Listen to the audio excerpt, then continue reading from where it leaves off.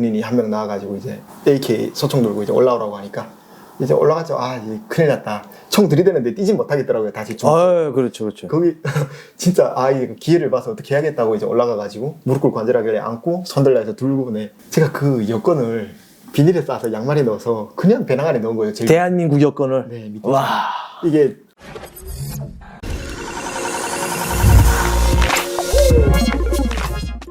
네, 시청자 여러분 안녕하십니까? 이철훈입니다. 네, 오늘은 북한의 MZ 세대를 모셨습니다. 네, 자기소개 부탁드립니다. 네, 안녕하십니까. 저는 김강호라고 합니다. 제가 평상시에는 그냥 편안하게 이야기를 하는데 우리 대중들 앞에서 이야기를 하기 때문에 제가 이제 좀 존댓말을 쓰도록 할게요. 좀 어색하긴 예, 하지만 네. 어색할 수 있는데 그래도 시청자분들께서 보시기 때문에 저 혼자서 둘이서 이야기하는 게 아니기 때문에 자, 일단 북한에서 뭘 했어요? 뭘 하다가 한국에 오셨어요? 저는 이제 북한의 양양도 해산시라는 곳에서 한 평범한 노동자 가정에서 태어났는데요. 외아들이었고요. 이제 고등학교를 졸업하고 18살에 졸업을 하고 나서 이제 4년간 살다가 22살에 대한민국으로 오게 되었습니다. 그러면 4년간 살면서 뭐 특별한 직업은 없었고요? 네, 저는 무직으로 이제 어머니가 인민반장을 하셔가지고 네, 직업 없이 그냥 지냈습니다. 군대도 안 나갔어요? 네, 군대도 못 나갔죠. 이제. 그러니까 못 나간 거예요? 안 나간 거예요? 저는 어릴 때부터 꿈이 이제 초딩 될 때부터 직업군인이 꿈이었는데 제가 군대를 못 나가는 겁니다. 뭐 때문에 못 나가죠? 제가 17살 때 아버지가 먼저 탈북하셨다가 중국에서 붙잡혀가지고 북한으로 북송되셨는데 그 보위부 감옥에서 취조받으시던 중 돌아가셔가지고 그게 이제 정치범이라는 딱지가 붙어서 이제 군대에 못 나가게 됐어요. 그러니까 토대, 북한에서 일명 이야기하는 토대 때문에 북한에서 우리나라 대한민국을 알고 있었나요? 네, 저는 이제 어릴 적에 남조선으로 듣다가 한 15살, 17살 그때쯤부터 이제 친구들이 아랫동네라고 부르면서 막 이제 노래라든가 영화 같은 걸 몰래 보기 시작을 했습니다. 그게 이제 북한에서도 이제 같은 북한에서 살았지만 지역마다 차이가 있고 또 나이에 따라서 좀 차이가 있는데 제가 살던 지역은 황해도니까 황해도에서는 뭐 제가 어릴 때는 USB라든지 이런 것보다도 제 때는 이제 곽 테이프로 제가 어릴 때 봤거든요. 예, 이 곽 테이프로 갖다 여기서 보는 거 보고 그리고 그다음에 그거보다 조금 발전한 것이 이제 CD로 갖다가 보기 시작을 했는데 그런데 중요한 건 저희 지역에서는 다이렉트로 많이 봐요. 한국 TV를. 그렇죠. 이제 남조선 그게 그렇죠. 한국계 다 잡히니까 다이렉트로 보는데 이제 강우 씨가 있었던 지역은 저는 이제 중국이랑 국경 지역이다 보니까 또 이제 형 말씀하신 것처럼 세대 차이가 좀 있긴 하지만 저는 저도 CD를 보면서 자라다가 이제 USB로 넘어간 것 같습니다.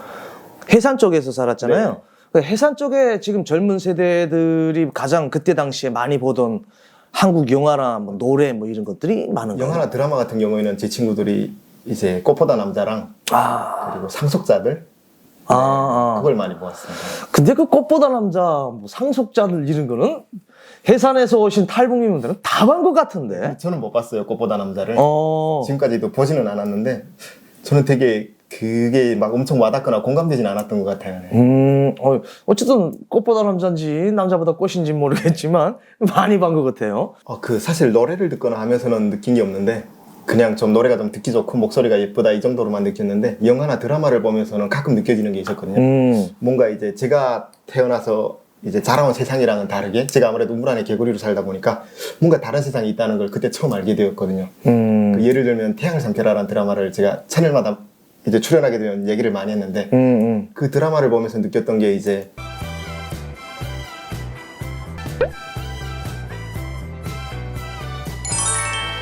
뭐 사람 사는 데가 다 비슷하겠지만 뭔가 저 한국에 가면 고아로 태어나건 뭐 가난하게 태어나건 간에 본인이 열심히 노력하면 어떤 기회가 주어지는 게 있구나라는 생각이 들어가지고 그게 좀 다르게 느껴졌습니다. 그래서 우리 탈북민 분들이 그러지 않습니까? 우리 대한민국은 기회의 땅이다라고 이야기하는 것처럼 그때 그 영화를 보면서 그런 느낌을 받았다. 네. 저하고 정반대네요. 저는 그런 느낌을 받은 적이 없었는데. 근데 사실 이제 저희 가족 중에 이제 어른들이 말씀하시기는 이제 아무래도 같이 영화를 보니까 저거 다 이제 우리를 꼬셔서 한국으로 데려가기 위한 이제 속임수다. 우리나라 영화를 봐라. 현실과 많이 차이가 있으니까 저것도 아마 그럴 것이다. 이제 그런 얘기들을 많이 해주셨죠. 이제. 그러니까 북한 영화도 저희가 볼 때는 멋있잖아요. 행복한 가정, 뭐 당을 떠나서 가정도 화목하고 뭐 그러지 않습니까? 생활 수준이나 뭐 인프라가 너무 좋게 나오고. 그렇죠. 그런데 그것도 역시 이제 영화는 영화로 봐야지 실제 생활과 다르다라는 거를 것이다, 이제. 한국 드라마도 그렇게 봤다. 네. 아, 그러면 북한에서 있을 때 한국 TV나 뭐 노래도 많이 듣고 했는데 우리가 북한에서 쇠뇌 교육이라는 걸 받잖아요. 네. 그러니까 한국에 대한 악의적인 그쵸, 이런 어릴 거를 적부터, 네. 그렇죠. 어릴 적부터 이제 교육을 받는데 우리 대한민국에 대한 소문을 들은 적이 있는가요?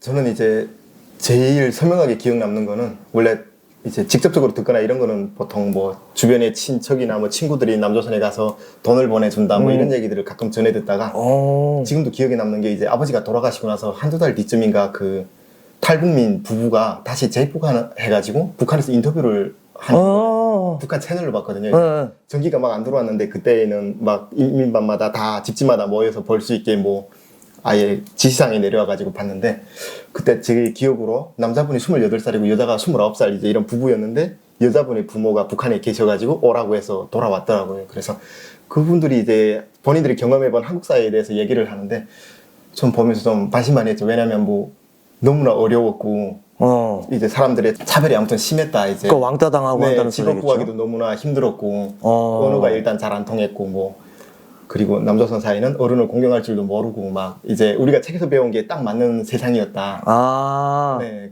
그런 식으로 하면서 북한을 지켜 세우는 내용의 얘기들을 하더라고요. 그래서 그걸 보면서 더 궁금해졌던 것 같아요, 저는. 네. 그 인터뷰를 보고선 한국에 대해서 네. 더욱더 이제 궁금해졌다. 그렇죠. 호기심이 제가 아까 말씀드렸던 그 드라마를 보면서 했던 생각들이 더 확실하게 이제 자리 잡은 거죠. 그걸 보면서 이제 탈북자가 갔는데 죽지 않고 살아 돌아와서 심지어 그곳의 어떤 경험들을 얘기를 하는데 그 친구가 이제 한국말을 쓰더라고요. 이제 여기 아무래도 경험하고 다시 북한에 왔으니까 한국말을 썼어요? 네, 인터뷰하면서 한국말을 하는데 되게 멋있게 느껴지고 저는 네, 저곳에 가보고 싶다 이런 생각이 들었거든요. 네. 그 인터뷰 잘못했네요. 근데 저만 그렇게 느꼈을 수도 있는데 다른 분들은 뭐 다 그쵸. 이제 북한에서 그게 이제 아무래도 어머니가 이민반장을 하고 또 보위부에서 어떤 포지사항이라고 부르죠. 뭐 그런 지시사항들이 내려올 때마다 듣는 게 너같이 젊은 애들 20대도 안 된 애들이 만약 탈북해서 남조선에 가게 되면 간첩훈련을 시켜서 다시 북한으로 보낸다더라. 뭐 1, 2년 정도 훈련시켜서 다시 보낸다더라. 이제 그런 얘기를 많이 들어가지고 그게 저도 사실 제일 이제 두려워했던 부분이기도 했고요. 네. 그 참 괴이한 소문이라고 해야 되나요? 이런 거 네, 보고. 그걸 이제 탈북을 막기 위한 어떤 보위부의 수책이었던 것 같긴 한데. 그러니까 수단이죠. 네. 한마디로 말하면 이제 어떤 영향력을 미칠 수 있느냐 하는 이런 그런 유언비 애들이 또 있다 그렇죠. 보니까. 플랜을 짜가지고 또 유언비를 퍼뜨리고 있으니까. 강우 씨가 저희 와이프 채널에 나왔댔잖아요.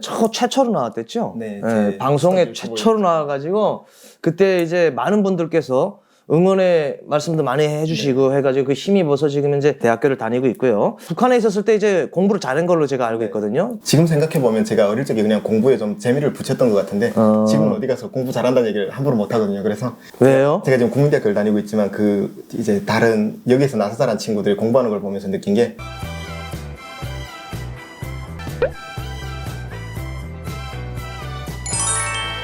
이 친구들은 정말 엄청난 노력파들이고 아무리 머리가 좋고 공부를 잘한다고 해도 본인이 노력 안 하면 따라잡을 수가 없고 오히려 뒤처지는 걸 느껴가지고 저는 네. 그래서 어디 가서 이제 잘한다는 얘기는 함부로 못하고 있습니다. 그래, 열심히 뭐든 노력을 해야 돼요. 노력 안 하면 안 되거든요. 네. 17살에 학교를 졸업하고, 네. 17, 18에 학교를 졸업하고, 사회에서 그냥 뭐 무직을 했잖아요. 네. 무직을 하면서 뭘 하면서 살았어요? 저는 이제 보통 좀 가정 형편이 그때 당시 어려웠어가지고 어머니랑 둘이 살던 시간이 있다 보니까 제가 뭐 3월부터 5월까지는 뭐 산에 약초나 나물들 나면 그거 캐러 다니고 그걸 캐서 이제 시장에 내다 팔거나 또 그리고 6월부터 뭐 8월까지 여름 기간에는 산에 그 나무를 벌목하고 나서 그 뿌리나 그런 것들 있잖아요. 그 나무 등거리라고 불리는 걸 이제 산에 가서 캐다가 또 도끼로 다 쪼개서 땔감을 마련하거나 겨울에도 이제 나무하러 다녔고요. 보통 그냥 그렇게 가정일을 돕거나 또 뭐 어디 돈 벌러 가자고 이제 돈을 벌 수 있는 기회가 있다고 하면 또 네, 노동력을 팔아서 돈을 벌러 다니고 네, 그랬습니다. 그러게 뭐 4년 동안 뭐 그냥 집에서 먹고 놀지는 않았을 테고 네. 그러다가 어떻게 탈북하게 된 거예요? 20살 때 이제 친구랑 함께 중국에 그 여기에서 말하는 블루베리 비슷한 거 있잖아요. 그쪽에서 들쭉이라고 불렸던 들쭉. 것 같은데 네. 들쭉하고 블루베리는 제가 다른 거로 알고 있거든요. 다른 거긴 한데 네, 그냥 좀 비슷하지. 생김새가 비슷하고 네, 그래가지고 그걸 따라 다녔는데 그때 처음 중국을 넘어봤었고요. 그 예전에는 고등학교 시절 같은 때에는 뭐 밀수하는 걸 그런 뭐라고 해야 되죠? 고철 짐들을 등에 메고 뭐 중국 압록강을 건너서 가까운 곳에 중국집에 갔다 그냥 내려만 주고 돈을 받는 뭐 그런 것만 하다가 처음 중국을 이제 경험해보고 나서 그때는 돈을 못 벌었었거든요. 막 중국 군인들이 막 총을 쏘면서 저희를 쫓아내고 이래가지고 그 이후에 이제 산에 벌목하러 갔다가 중국에서 이제 한 3개월 정도 일을 해가지고 돈을 좀 벌었거든요. 그 경험을 통해서 한국에 가는 세터민들이 그 탈북민들의 어떤 얘기들을 많이 들을 수 있어가지고 그게 어쩌면 제가 한국으로 오기 위한 어떤 빌드업 과정이 아니었나 이제 지금은 그렇게 네, 생각하고 있습니다. 근데 북한에서 한국에 대한 뭐 좋은 이미지가 있었는 건가요? 사실 엄청난 좋은 이미지보다는 북한에서 사는 하루하루가 너무 힘들었어가지고 저는 그 북한에서 제가 하루 나가 일하면 북한 돈으로 당시 10,000원인가 12,000원을 벌었거든요. 그 돈을 버는데 중국에 와서 일을 해보니까 하루에 중국 돈으로 50위안, 60위안을 버는 거예요. 그래가지고 거기서 또 벌고 있는 사람들 얘기로는 이제 한국에 가면 하루에 500위안, 600위안을 번다 그 얘기를 하시더라고요. 그래서 제가 북한에서는 하루 중국 돈으로 치환하면 10위안 정도를 받았는데 뭔가 그 돈의 가치를 그때 그렇죠. 당시는 금액 잘 차이가. 몰랐지만 그 똑같은 하루라는 시간을 일을 해가지고 받는 게 다르다 보니까 엄청난 궁금증이 있었던 것 같아요. 그래서 내가 만약 한국 가서 1, 2년만 엄청나게 고생을 해서 만약 북한에 오거나 뭐 상상을 해봤을 때 그렇게 한국에서 북한에서 돈 벌어서. 네, 그러니까 그렇게 돈을 벌 수 있다면 지금의 이 가난에서 벗어날 수 있지 않을까 이제 그런 생각들을 하게 된 거죠. 근데 이건 일단 뭐 경제적인 부분만 놓고 보면 그런 건데 이제 저는 아버지가 먼저 그렇게 억울하게 뭐 재판 한번 못 받고 돌아가시다 보니까 정부에 대한 반감 같은 것도 생겼고 그리고 솔직히 제일 견디기 힘들었던 거는 이제 미래에 대한 비전이 없는 거죠. 이제 매일 하루하루 20살이 됐는데 불안한 거죠. 내가 평생 이 상태로 살면 군대도 못 가고 대학도 못 갔는데 결혼은 어떻게 할 수 있으며 또 내 자식에게 나처럼 노동자로 살게 할 수는 없다. 이제 그런 생각이 든 거죠. 그러니까 이제 앞으로 미래지향적으로 나의 인생의 어떤 목표점이 없으니까. 그렇죠. 이 사회에서 더 이상 나는 존재 그 가치가 없는 거죠. 그래서 저 같은 경우에는 대한민국에 대한 동경심을 한 10년? 제가 강원도 원산항 보위부에 있으면서 대한민국 국민을 만난 다음부터 조금 대한민국에 대한 동경심이 생겼거든요. 그리고 사실은 탈북을 한국으로 와야 되겠다는 결심을 점차 하던 찰나에 제가 생각지 않게 갑작스럽게 이제 바다로 오게 됐는데 그럼 우리 강훈 씨 같은 경우에는 탈북을 하려면 계획이 있어야 될 거 아니에요? 그렇죠. 저 같은 경우에는 이제 한국에 먼저 가 있는 뭐 친척이나 뭐 어떤 연줄이 없다 보니까 전혀 없었어요? 제가 길을 개척해서 가야 되잖아요. 그래서 이제 형 말씀하신 것처럼 뭐 그 동경심이 생기니까 북한 정부에 대한 환멸이 점점 더 커지더라고요. 그래서 정확히 이제 탈북을 확실하게 해야겠다, 목숨 한번 걸어봐야겠다라고 결심을 하게 된 거는 2015년 12월쯤이었던 것 같아요. 11월 말쯤에 제가 친구들 집에 가서 이제 뭔가 연말 파티 비슷한 걸 하고 있었는데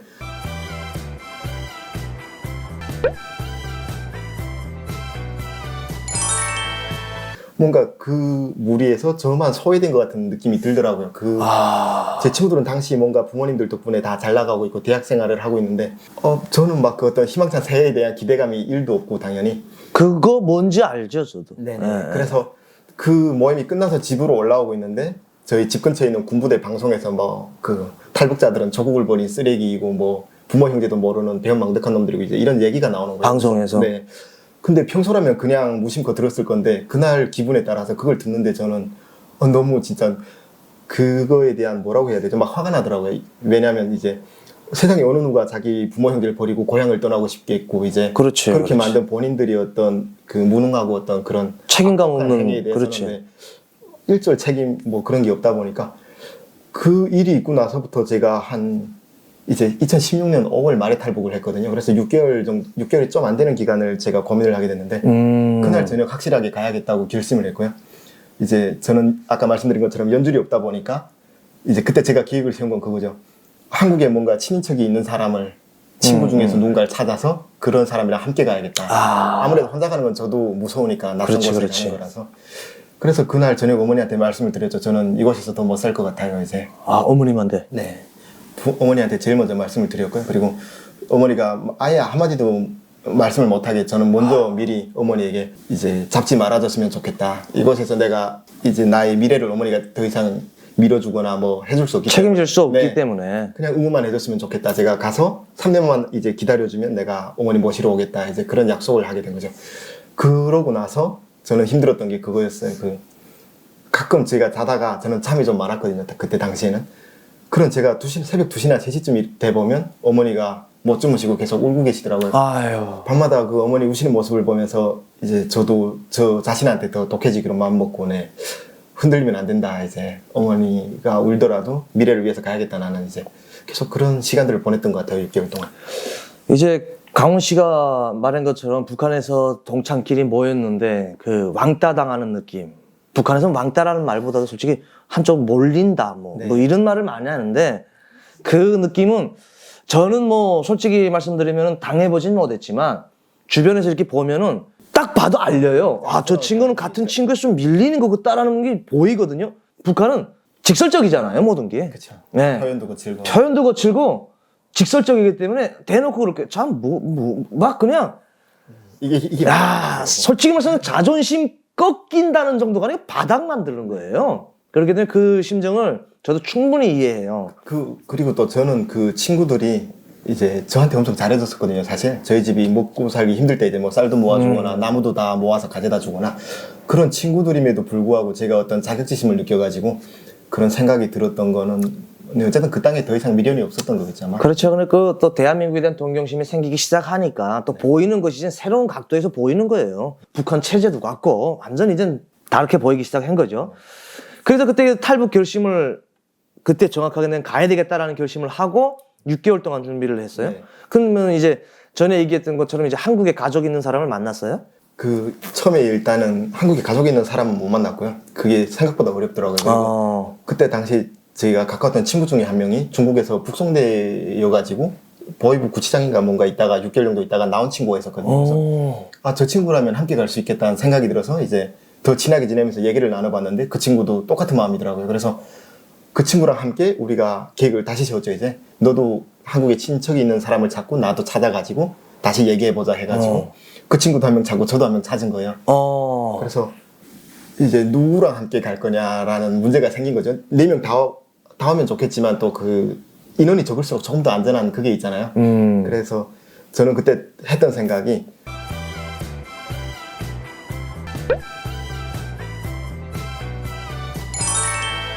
내가 소개한 친구랑 가다가 만약 무사히 못 가게 되면 그 친구한테 너무 미안할 것 같아가지고 그냥 얘기를 했죠. 네가 찾은 친구랑 우리 셋이 같이 가자 해서 그렇게 해서 넘어오게 되었습니다. 네. 아, 그 친구도 그러면 뭐 이름은 못 되겠지만 네. 그때 그 같이 탈북을 결심했던 친구도 지금 현재 한국에 와 있나요? 그 친구 2명 다 이제 이곳에 와 있는데요. 결과론적으로 보면 되게 행복한데 그때 당시에는 진짜 많은 일들이 있었거든요. 먼저 5월 달에 제가 넘었다고 했잖아요.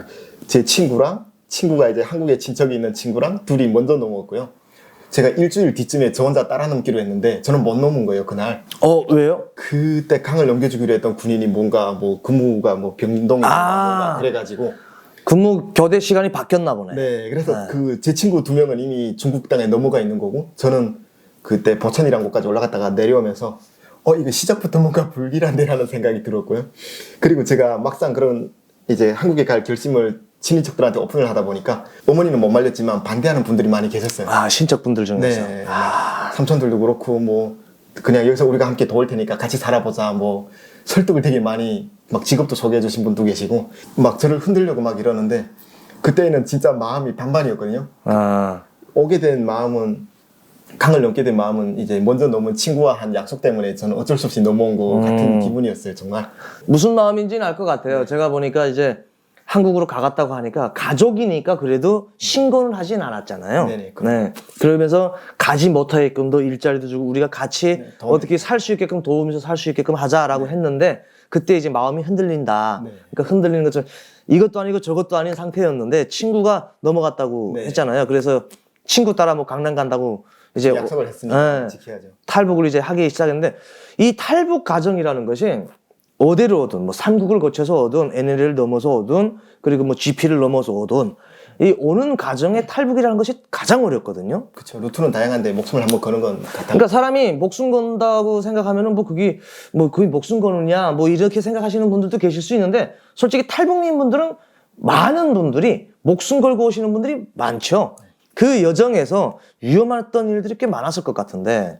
그쵸. 아무래도 이제 아까 말씀드린 것처럼 그 중국의 어떤 산속에 들어간 거잖아요. 그 친구들을 중국 산에서 만나는 그거부터가 어려웠고요. 아, 중국 산에서 만나기로 약속을 했었어요? 그쵸. 네. 그 조선 사람들을 북한 사람들을 데리고 일을 시키는 중국 사람들이 있어요. 그래서 노동력이 싸다 보니까 그런 사람들의 그런 어떤 산에 천막 같은 거 지고 이제 일을 시키는데 그 막에서 만나기로 한 거죠.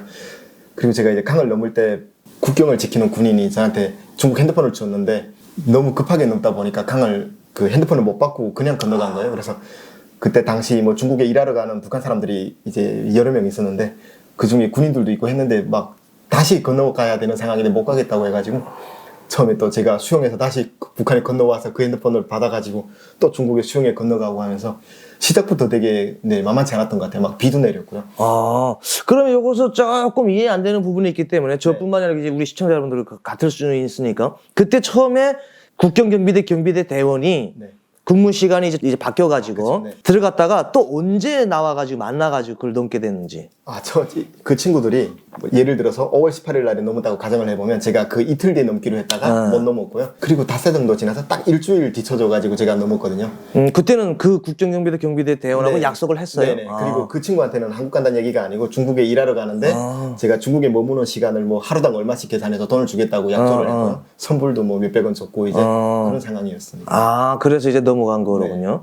그러면 이제 그 산 속에서 언제 그러면 이제 또 먼저 넘어간 친구랑 만났어요? 이제 그 압록강 건너서 핸드폰을 다시 가져온 다음에 전화를 걸었는데 그 친구가 이제 저 데리러 오겠다고 어디로 넘었는지 대충 아니까 지가 찾아오겠다고 해서 제가 2시간 반 정도 기다려가지고 그 친구가 와서 만나게 되었습니다. 그리고 그 중국 사람이 일을 시킨다고 했던 그 천막에는 무사히 도착을 하게 되었고요. 그 중국 사람은 제가 2014년경에 그 사람 밑에서 벌목일을 했어가지고 이제 안면이 있던 사이여가지고 네, 가서 그 사람을 통해서 뭐 의복이랑 신발이랑 다 다시 새로 받았고요. 아, 그러니까 그 북한을 먼저 떠난 친구하고 만나는 시간이 며칠 걸렸어요? 일주일? 네. 그 친구도 제가 안 올까봐 이제 뭐 조마조마했겠죠 아마. 네. 솔직히 말이 일주일이지 거기서 일주일이라는 건 아마 한 7개월처럼 보일 거예요. 그쵸. 뭐 가겠다고 결심 먹은 사람이기 때문에 그러니까 분초가 진짜 막. 그리고 이제 더 두려운 거는 저희가 한국 가는 게 또 들통나면 그 중국 사람들이 저희를 신고할 수도 있고 아니면 뭐 구타를 할 수도 있고 뭐 그런 상황이다 보니까 그 아까 말씀드린 한국에 친척이 있다는 친구가 친척한테 전화를 걸었죠. 우리가 무사히 넘어왔으니까 데리러 와달라. 이제 친구 2명도 있다 했는데 그 통화를 우연찮게 엿들었는데 뭐 너만 오면 안 되겠냐 뭐 이런 얘기들도 있었고요. 그리고 결과적으로 저희가 3명 다 중국 사람 그 천막에서 도망쳐 나와야만 그 누나가 그 친척분이 보낸 사람을 만나서 올 거잖아요. 근데 그 도망쳐 나오기로 약속을 한 날 밤에 그 친척이 있는 친구는 안 나온 거예요. 그래서 그거에서부터 너무나 꼬여버려가지고 그래서 처음처럼 제 친구랑 딱 친구랑 저만 둘이서 이제 나오게 된 거죠. 다시 그 중국 사람 막에 들어갈 수도 없는 상황이었고요. 이 친구는 이제 배신을 일단은 한 번을 했는데 나중에 지금은 한국에 왔으니까 서로 뭐 사과할 건 사과하고 용서할 건 용서하고 이제 뭐 지금 연락하고 지내진 않지만 그래도 네, 서로 응원하고 있거든요. 그러게 어쩔 수밖에 없는 게 이제 아무래도 사람이 목숨이 달린 거기 때문에 신중해야 돼요. 비용 문제도 있고 안전 문제도 있고 네. 비용도 있고 또 안전 문제도 있고 하기 때문에 사람이 사람 목숨을 책임져 준다는 게 사실 솔직히 말씀드리면 쉽지 않은 일이거든요. 뭐 아무리 같이 자란 친구들이고 우정이 중요하고 해도 그 상황에서는 뭐 어쩔 수가 없을 것 같아요. 다 처음 넘어왔고 그렇죠. 지금은 10분 이해합니다. 자, 그러면 그때 그렇게 이제 진짜 위험한 첫 스타트부터가 어쨌든 내가 듣기에는 별로 그렇게 썩 좋진 않아. 썩 좋진 않은데 거기서 이제 2명만 나와가지고 네. 그 둘이서 그러면 이제 탈북을 하기 시작한 둘이서 이제 거예요. 나왔는데 문제점이 중국 핸드폰이 한 대뿐이었다는 거죠. 그리고 핸드폰 중국 핸드폰 누구한테 있었어요? 저한테 있었는데 제가 그 이쪽 친구한테 그 친구가 브로커 번호를 하나 안다고 하더라고요. 그래서 그 일주일 동안 중국에 먼저 와 있으면서 어떻게 알게 됐나 봐요. 그 한국 사람들 선교회나 뭐 이런 데서 중국 브로커들이 돈을 벌기 위해서 꼬시더라고요. 막 한국에 가면 돈을 더 벌 수 있고 뭐 신분증도 준다 막 이런 얘기들 하니까 어떻게 그런 사람의 전화번호를 하나 주셨다는 거예요. 그래서 그 중국 산속이 백두산 이제 그 산림이라고 해야 산맥이라고 해야 되나? 그 신호가 잘 안 터져요 생각보다. 그래가지고 제 친구가 이제 그 핸드폰을 들고 높은 곳에 올라가서 전화를 하라고 했고요. 사람을 불러야 되니까. 그리고 저는 혹시나 이쪽 친구가 나오지 않을까 그래서 그 친구를 기다렸는데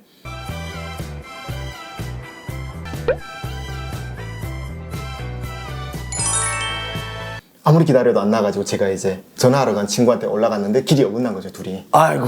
거기서 이제 일단은 서로 헤어지게 됐어요. 그리고 저는 저녁 한 9시쯤인가 나왔었는데 그 천막을 계속 가다가 시계를 봤는데 밤 11시 반이 넘은 거예요. 그래서 이렇게까지 못 만날 리가 없는데 처음엔 길이 어긋났다고 생각을 했는데 뭐 이제 시간이 지나도 그 친구도 안 보이고 막 나무가 꽉 차 있고 새까맣잖아요. 그렇죠, 그렇죠. 이제 막 상상력이 있다 보니까 이게 뜬금없이 MBTI가 제가 대문자 N이어가지고 좀 쓸데없는 상상을 많이 하는데 그때 당시 든 생각이 뭐냐면 이쪽 친구는 안 나왔고 무서워서 아니면 그 친구는 급할 게 없으니까 기다리기만 해도 데리고 그렇지, 올 거니까. 그렇지. 그리고 핸드폰을 가진 친구는 혼자 가버린 게 아닌가 이제 와. 그런 의심까지 하게 된 거죠. 이제 그런 생각들을 하다 보니까 발걸음이 점점 더 빨라지고 진짜 엄청나게 그 정첩심에다가 앞에서 이제 새벽 3시 반인가 4시쯤 됐을 때 엄청 멀리 한 500~600m 앞에서 사람이 걷는 걸 보게 된 거예요, 제가. 그래서 친구라고 당연히 생각을 해가지고 막 이름을 부르면서 뛰었는데 그 사람이 저를 보고 도망치는 거예요. 그래서 저는 또 이 친구가 겁먹었나 보다 하고 더 딸고 이제 쫓아갔는데 그 사람 입장에서는 그냥 탈북자였는데 갑자기 밤에 누군가 자기를 쫓아오니까 이제 잡으러 가는 줄 알고 도망가다가 이제 저는 그때 생각한 게 지가 도망쳐 나온 중국 사람이 신고를 했다고 생각했어요. 갑자기 개들이 막 짖으면서 그 중국 공안이라고 하는 그 국경을 지키는 사람들 있잖아요. 경찰 비슷한 사람들이 한 뭐 10명 정도 되는 것 같은데 막 갑자기 막 그 사이렌 울리고 막 그러면서 그 개들까지 있었는데 저한테 쫓기던 그 사람이 이제 제 앞에 있고 그 반대편에 군인들이 있은 거예요. 그래서 그 군인들한테 오히려 둘 다 쫓기게 돼가지고 동시에 그 사람이 잡혔는지 안 잡혔는지 모르겠지만 저도 또 쫓겼는데 그때 든 생각이 걔가 쫓아올 때 막 강에 들어갔다 나와야 된다 막 이 생각을 해가지고 압록강에 다시 들어갔다 나오기도 하고 막 그렇게 새벽까지 그러다가 지쳐서 날이 밝아올 때 제가 그냥 산에 누워서 잠들었어요. 진짜 그렇게 잠들어가지고 오후 2시인가 3시쯤인가 이제 깼는데 어디선가 제 이름 부르는 거예요. 그래서 막 이게 환청이 들리는가 막 그런 생각을 하다가 일어나서 봤더니 제가 자고 있는 산 밑이 압록강이었고요. 옆에 그 산에 길이 있었는데 차도로 같은 게 거기로 이제 제 친구가 제 이름 부르고 막 찾아다니고 있더라고요. 핸드폰 네, 그래서 뭐지 저 친구가 잡혔는데 군인들이 시켰나 막 쓸데없는 생각들도 해보고 한참 지켜봤는데 아무도 없고 그 점심시간에 좀 지난 시점이었는데 밑에 또 공안 그 경비 초소가 있어가지고 그 친구들이 막 훈련도 하고 막 그러고 있더라고요. 이동 다 까고. 그래서 막 뛰어내려가서 제가 그 친구 막 안아가지고 조용히 하라고 막 이러는데 그 친구가 제 귀에 대고 했던 말이 약한거야 우리 이제 살았다 데리러 온다 이제 막 누가 데리러 오는 전화가 연결돼가지고 브로커가 이제 사람을 보낸다. 그래서 그 얘기 듣는데 막 눈물이 절로 나왔고요. 진짜 저는 그때 당시 마음은 한국에 못 가도 진짜 상관없었어요. 그냥 이 친구가 저와의 어떤 의리를 저버리지 않았다는 거에 있어서 그렇지. 그게 너무 고마워가지고. 생사의 갈림길에 놓인 사람들의 그 끈끈한 우정이라는 게 사실은 거기서 이제 이어진다고 생각하면 네. 뭐 가고 안 가고는 차후의 문제고 네. 그 자기를 버리지 않았다.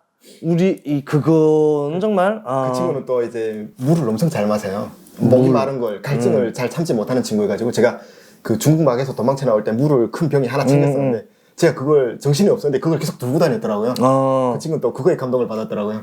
그래가지고 서로 함께 이제 진하게 감동 포인트가 다 달랐네. 그리고 이제 해퍼도 잠깐 나누고 이제 그 군인들 보는 앞에서 저희가 그 압록강에 합류하는 다른 강을 뛰어 건넜거든요. 중국 군인들 보는 앞에서. 북한으로? 아니요. 압록강이 이렇게 흐르고 있으면 중국에서 합류하는 강이 있는데 그 강을 건너서 초소 아래에 내려와야 저희를 데리러 오는 차가 있어가지고 그래서 막 강을 막 건너는데 막 강물도 막 마시고 막 이러고 중국 군인들 뭐라 소리치는데 무섭지도 않았거든요. 막 손 막 욕도 하고 막 이러면서 어차피 저희가 수림에 또 강 건너 뛰어들면 어차피 걔네 못 쫓아오니까 그렇게 뛰어가가지고 기다리다가 산을 계속 넘었어요. 막. 그리고 지쳐가지고 그 친구가 앞에서 길을 막 헤치는데 나무까지 막 베어서 얼굴이 막 이만큼 찢어지기도 했고요. 저는 아예 탈진한 상태여서 진짜 그 친구가 막 손잡아 이끌어주고 그렇게 해서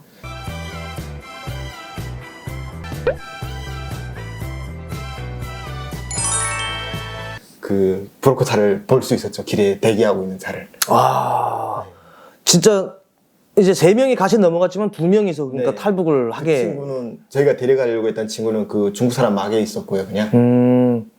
야, 그 속에서 그래 브로커를 찾아가지고 브로커를 찾은 다음에 뭐 순탄하게 그다음에 뭐 탈북이 그쵸. 그 차량을 만나기 위해서 계속 전화를 걸었는데 그 브로커분의 와이프가 북한 여자였더라고요. 그래서 그 여자분의 목소리가 저는 20대인 줄 알았어요. 정말. 그 막 젊은 사람들이 살아야 된다. 희망을 버리지 말아라. 막 포기하지 말라. 계속 응원을 해주시고 그게 이제 힘을 좀 받아가지고 결국 만났는데 브로커가 그러더라고요. 이제 기독교 도움으로 대한민국에 갈 건지 아니면 그냥 바로 너희가 이거 탈북 비용을 그때 당시 300만 원이었거든요. 그래서 그걸 이제 부담을 하고 갈 건지. 저희가 나올 때 그 당시 정착금이 400만 원이어가지고 100만 원이 남잖아요. 그래서 사실 바로 와도 그 100만 원은 뭐 고향에 친척들한테 보내준다고 쳐도 괜찮은 거였는데 좀 기독교 선이 좀 더 안전하다. 브로커 분이 그쪽으로 힘을 실어줬는데 지금 생각해보니까 교회에서는 바로 돈을 선입금하는 것 같더라고요. 그래가지고 네 그때 몰랐죠. 그래 아직 햇병아리들인지라 세상 경험이 없어서. 아니 이 이야기 중에 이제 뭐 나오면 정착금 400을 준다는 이야기가 나왔는데 네. 그때 당시에 한국에 오면 400만 원 준다는 걸 알았댔어요? 네 들었어요. 어떻게 그 어디서 브로커 들었어요? 분이 얘기를 해줘. 아 브로커가 이야기를 해서 저희한테 이제 투명하게 선택을 너네 몫이다 얘기를 해준 거죠. 그래서 이제 교회로 가가지고 오게 된 거예요? 네, 그래서 교회에 가가지고 그때 당시 선양에 갔다가 칭황다오라는 곳에까지 가가지고 취향다운 뭐 여기서 그리 멀지 않은 것 같더라고요. 4시간 정도 거리인데 그런 곳에서 이제 3개월 동안 성경 공부를 하나님의 사랑을 배우기 시작한 거잖아요. 이제 그렇게 위험한 시간들이 위험한 고비들이 있었잖아요. 네. 그럴 때 뭐 후회했다든지 뭐 이런 적은 없어요?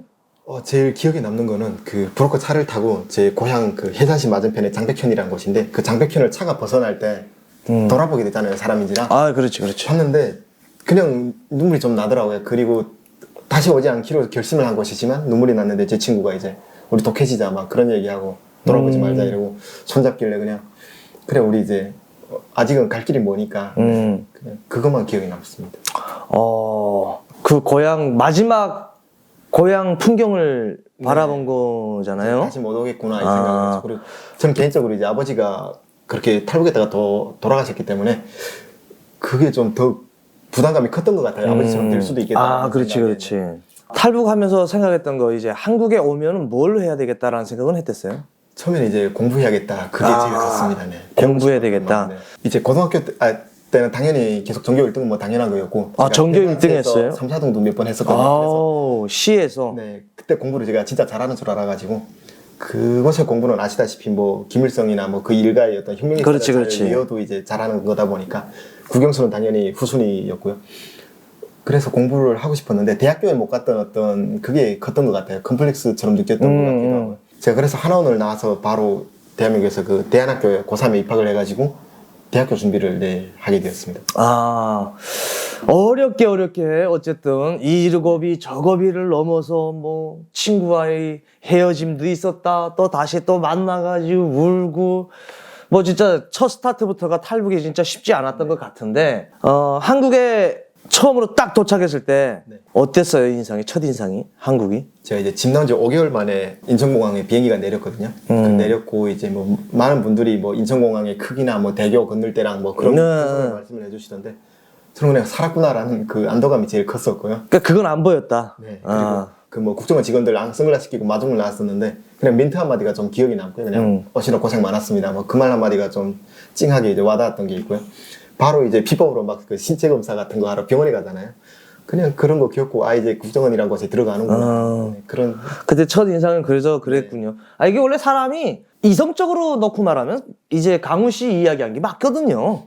그냥 인천공항에 도착, 이제 자유 대한민국에 왔구나. 기회의 땅에 왔구나라는 생각이 드는 거지. 언제 진짜 우리나라에 살던 사람들이 인천 그 공항을 보고 감탄을 하고 놀라고 우리 대한민국의 경제 수준이 이 정도라고 하고 그 인천 대교를 보면서 그 생각을 솔직히 그거는 차후에 지나서 하게 되는 거지. 네. 오자마자 그 생각 드는 거는 솔직히 저도 조금 약간 차가 좀 많긴 했다 생각이 들긴 했어요. 그렇죠. 그 이상 뭐 어떤 그런 생각들보다는 앞으로 어떤 일이 있을까에 대한 그렇죠. 그런 생각들이 드는 거지. 뭐 경제력 우리 대한민국의 경제력의 감탄 그거는 조금 그렇지 않다.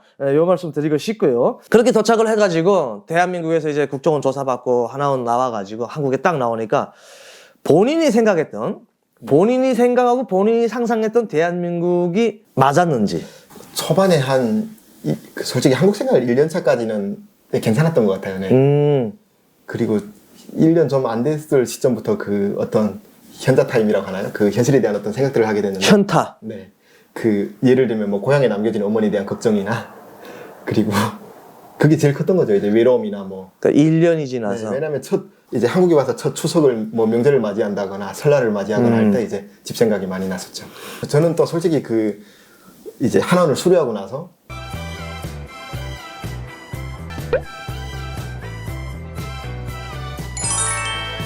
3개월 동안은 대안학교 고3에 다니다가 제가 뉴질랜드로 가게 됐거든요. 그래서 그 뉴질랜드에서 6개월 정도 또 지내다 보니까 솔직히 한국 사회를 제대로 경험했던 시간은 없었던 것 같아요. 네.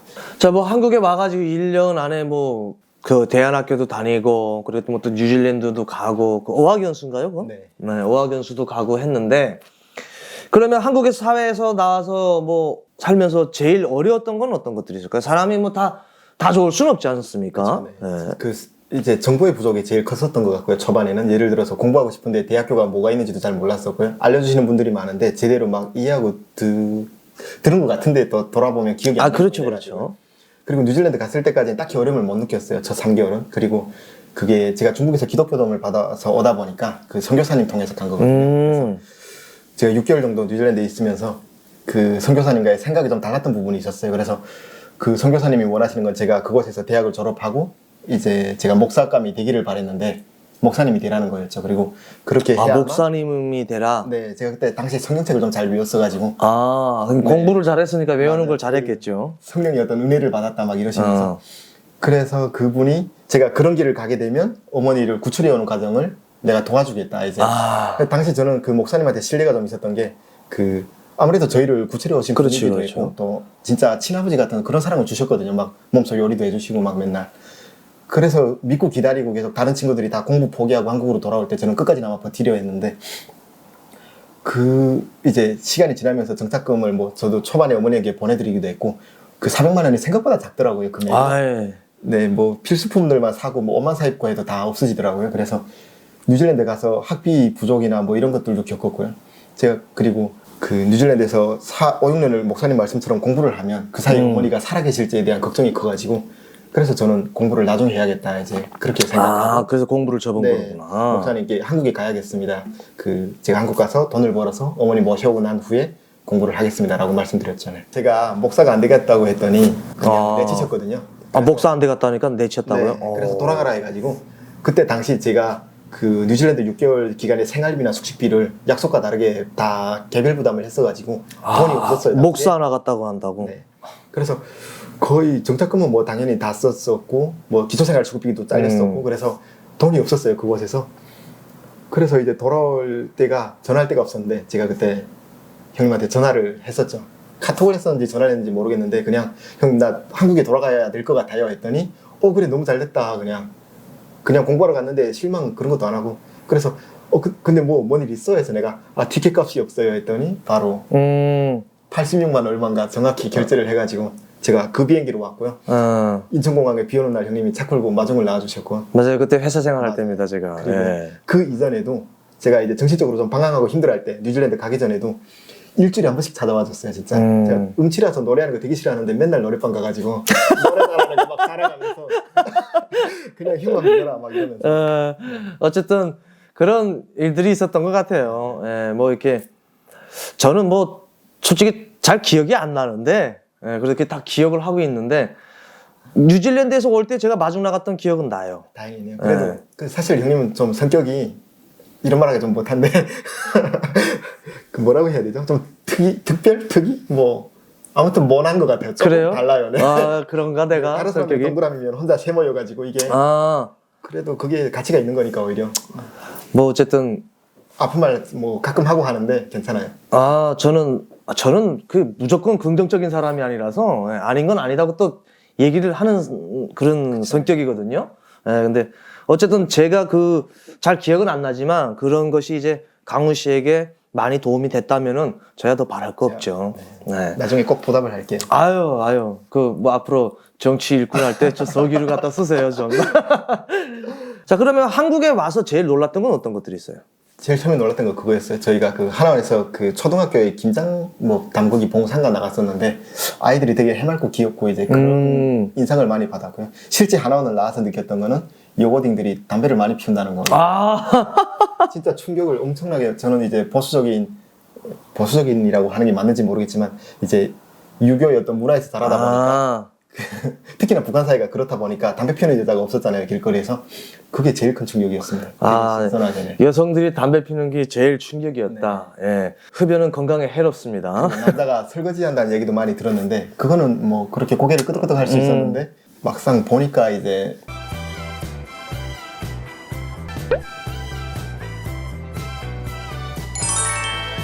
그 여성들의 어떤 발언권이나 이런 부분이 상당히 높더라고요. 그래서 그게 좀 신선했죠. 우리 대한민국에 와서 살다 보면 진짜 대한민국에서 너무 신기한 것들이 있잖아요. 네, 그렇죠. 저도 이제 정치에 처음 관심을 가지게 됐던 계기도 그때 당시에 박근혜 대통령이 제가 이제 탈북 결혼 과정에는 박근혜 대통령이 뭐 대한민국을 꽃밭으로 만든다 뭐 이런 영상들을 보면서 봤는데 탄핵당하고 있더라고요. 그래서 그걸 보면서 조금 신기했어요. 대통령을 바꿀 수도 있구나. 그런 생각들을 했고요. 북한도 바꿨으면 좋겠다. 그런 생각을 해요. 제가 또 박근혜 대통령님의 광복절 축사를 듣고 온 사람으로서 그거에 대해서는 저도 절대적으로 공감하는 사람입니다. 저도 놀랐거든요. 야, 대통령을 탄핵시킨다고? 충격이었죠. 이제 강우 씨가 이야기한 것처럼 북한에서도 김정은이 탄핵시켰으면 좋겠다. 뭐 이런 생각들을 하게 됐는데 그때 그러면 그게 제일 좀 신기해. 그렇죠. 그게 이제 이게 대한민국에서 말하는 어떤 민주주의 제도의 우월성이구나. 뭐 이런 생각을 했던 것 같아요. 그때는. 네. 그렇죠. 근데 그거 우리나라에서 이제 했던 박근혜 대통령님 이제 탄핵에 대해서 안 놀란 탈북민은 없을 거예요. 네. 왜냐면 말 자체로 대통령이에요. 대통령을 탄핵시키는 걸 처음 봤기 때문에 그것을 뭐 옳고 그렇다를 따지자는 게 아니고 북한에서 할 수 없는 일이거든요. 상상도 안 되는 일이니까. 그렇죠. 아마 그런 요소라도 보였다면 3대가 멸족당했을 거예요. 네, 지금 다 정치범 수용소에 가 있고 할 텐데. 자, 그런 탄핵 모습을 보면서 깜짝 놀랐다고 했는데, 자, 여기서 이제 중요한 이야기를 좀 시작을 해볼 거예요. 강원 씨가 그렇게 이 신기한 것도 뭐 보게 됐고, 어려움을 거쳐서 뭐 어쨌든 사는 과정이 있었잖아요. 뭐 행복한 것도 있었지만 어려운 것도 있었고.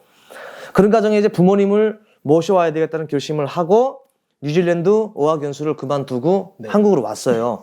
와가지고 어머님을 모셔왔잖아요. 지금 이제 지나고 보면 이제 너무 자연스럽게 다 일어날 일들이 예정돼 있었던 것처럼 지나왔는데 그때 당시에는 이제 그냥 캄캄했죠. 뭐 브로커 찾는 것도 어려웠고요.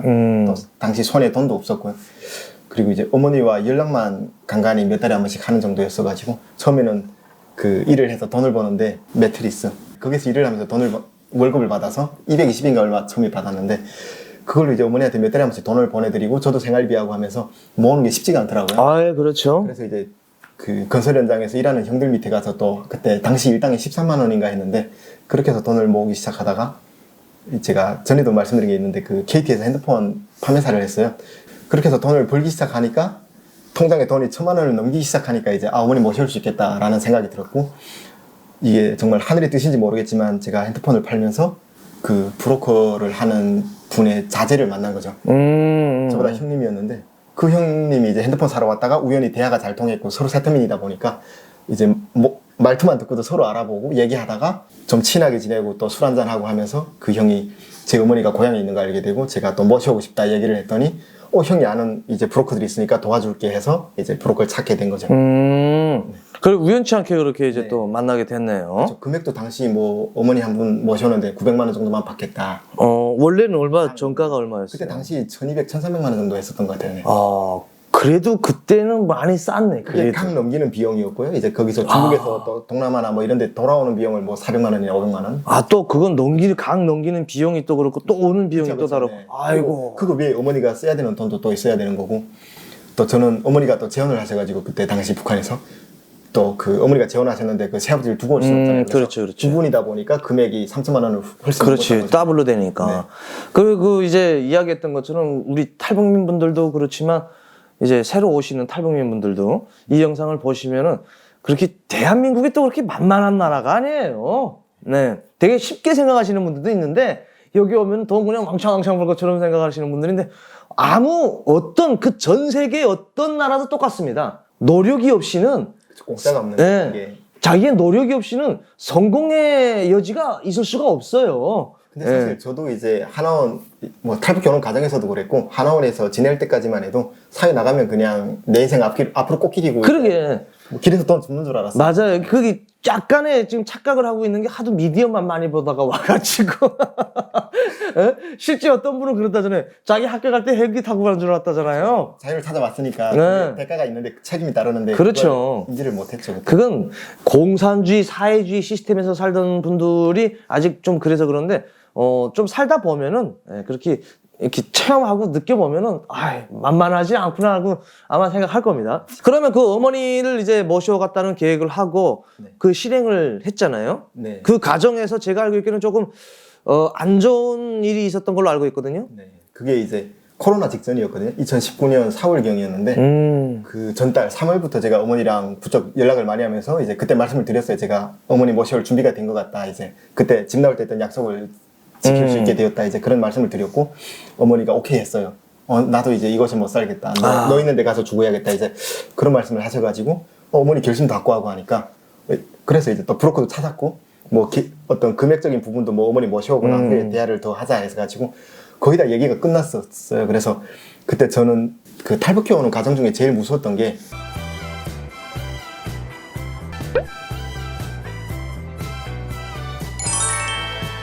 압록강 건너서 중국에 첫 발을 디뎠을 때였거든요. 그게 아무래도 평생 살아온 곳을 떠나서 뭔가 그게 북한 법에 따르면 불법이잖아요. 그렇죠. 그게 불법이라는 걸 사람이 인지하고 이제 타향을 밟으니까 두렵더라고요. 그래서 저는 그 강을 건너는 어머니가 조금이라도 덜 무서워하시게 제가 마중을 나가야겠다. 그리고 뭐 그때 당시에 막 군인들 뭐 총도 쏘고 뭐 그런 얘기가 있어가지고 그래도 내가 어머니가 넘어오는 과정을 눈으로 지켜봐야겠다 이런 생각이 들었거든요. 그래서 제가 이제 갈 계획을 세웠죠. 중국 연길에 갔다가 거기에서 차량 구해서 뭐 마중을 가야겠다. 그리고 어머니 모셔오는 길에 그 아시다시피 삼국을 거쳐오시는 분들은 중국에서 그 장백현에서 뭐 연길로 가든 선양으로 가든 그 과정이 제일 어렵거든요. 거의 뭐 50%에서 70%는 거기서 잡히니까 초소가 뭐 5개에서 7개 정도 있고 뭐 그래가지고 제가 앞서가면서 뭐 단속에 걸리면 어머니가 전화로 알려주거나 뭐 조금 시간을 끌 수도 있고 그걸 생각해가지고 가게 된 거죠, 중국에.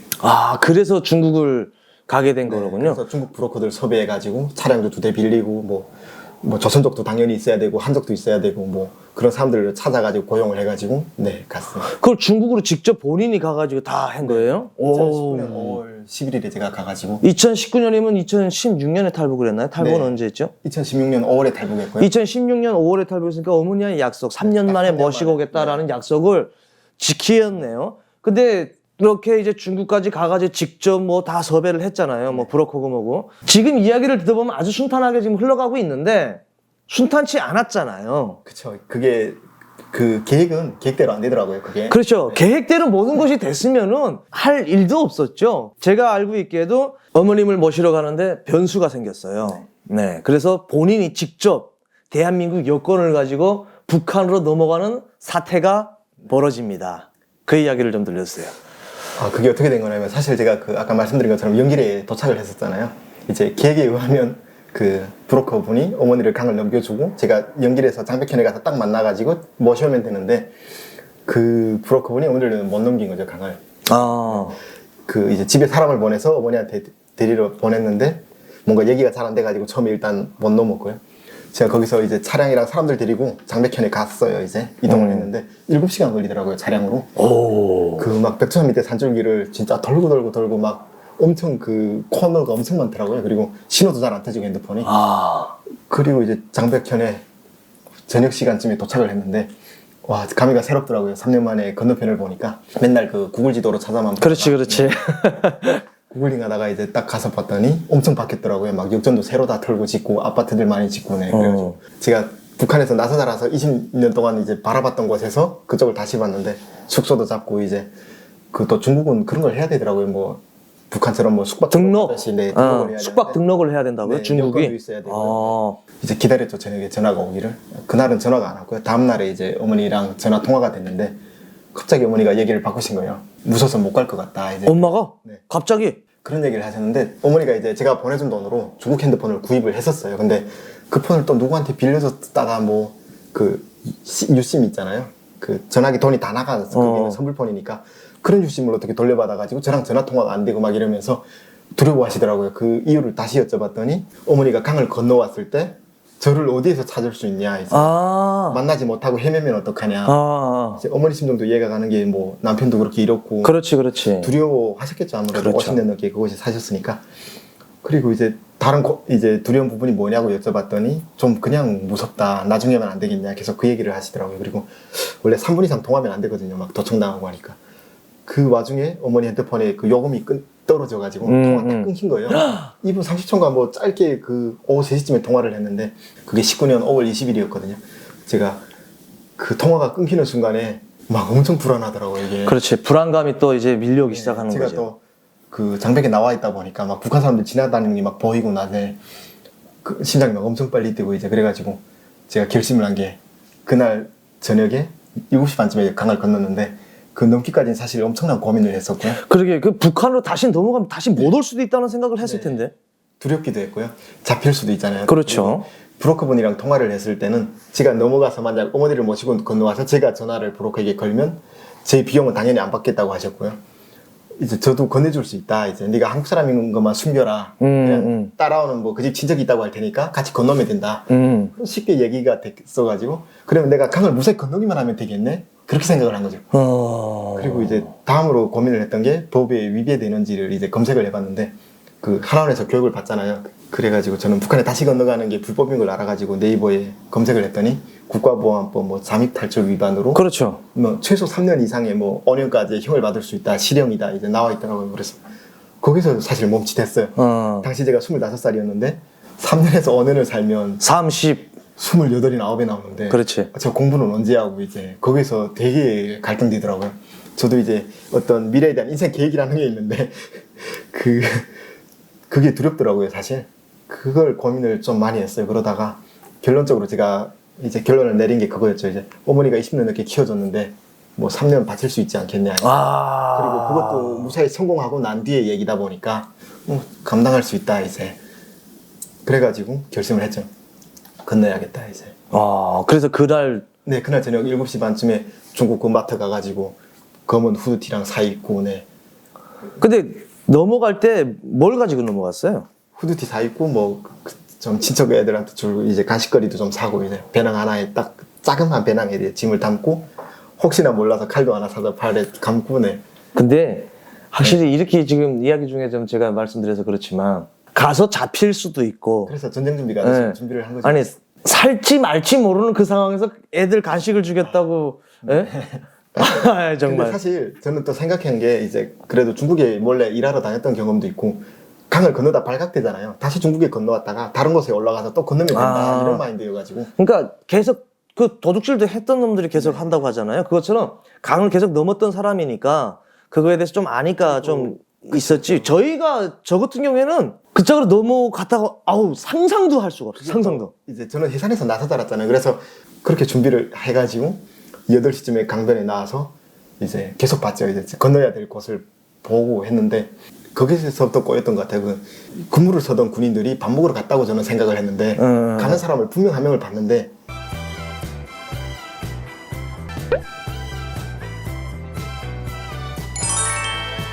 이제 건널 때 그 초소에 한 명이 있었던 거죠. 그리고 이제 아무리 생각해도 제가 북한 시내를 또 먼 곳으로 건너면 집까지 걸어가는 시간이 길어지니까 제일 가까운 코스로 이제 건너서 1시간 이내의 거리로 집까지 가야겠다고 결심을 했고 강을 건너다가 이제 발각이 됐어요, 제가. 강을 건너다가? 네. 그래서 그 8시쯤이니까 그렇게 어둡진 않았어요. 해가 막 떨어질 지점이었는데 그 시작부터 꼬인 게 제가 압록강물에 발을 넣었는데 엄청 차더라고요, 물이. 그래서 막 저도 모르게 뒷걸음 쳤다가 막 기다리는데 여기서 쫄면 안 된다 이제 이러고 건넜는데 막 눈앞이 뿌얘지고 제가 좀 생각이 많았어요. 그래서 막 울고 있더라고요. 두렵기도 하고 내가 왜 이렇게 사냐 막 이런 얘기도 전에 했었는데 막 세상도 원망스럽고 저도 무서웠던 거죠. 이제 무서웠는데 그럼에도 불구하고 이제 강을 북쪽 땅에 이제 밟으니까 생각보다 편안하더라고요. 그리고 그 제가 봤던 중국 쪽에서 보다 보니까 그 뚝이 있는데 다리가 제방 같은 게 있는데 그게 한 높이가 5, 6m 정도거든요. 거기에 북한 사람들이 쓰레기를 버려가지고 저걸 밟으면 충분히 올라가겠다 이렇게 생각했는데 쓰레기를 밟고 갔는데 키가 잘 안 닿더라고요. 그리고 거기에 또 철조망을 그냥 이렇게 세로로 친 게 아니고 세로로 치고 가로로 또 나왔더라고요. 그걸 넘다가 제가 후드티가 모자가 막 걸리고 이래서 그걸 떼다가 떨어졌어요, 거기서.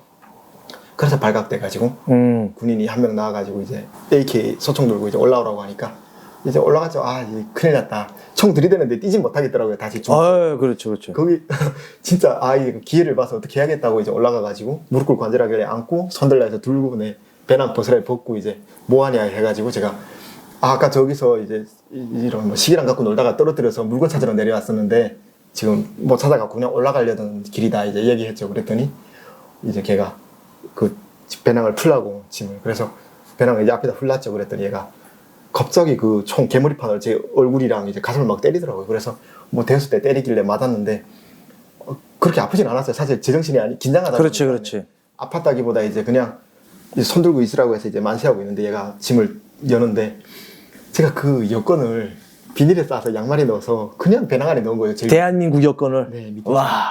이게 그 여권을 중국 숙소에 맡길 수도 없고요. 제가 사실 생각을 많이 했어요. 그래서 중국 그 압록강 건너편에 정자 같은 데도 숨길까.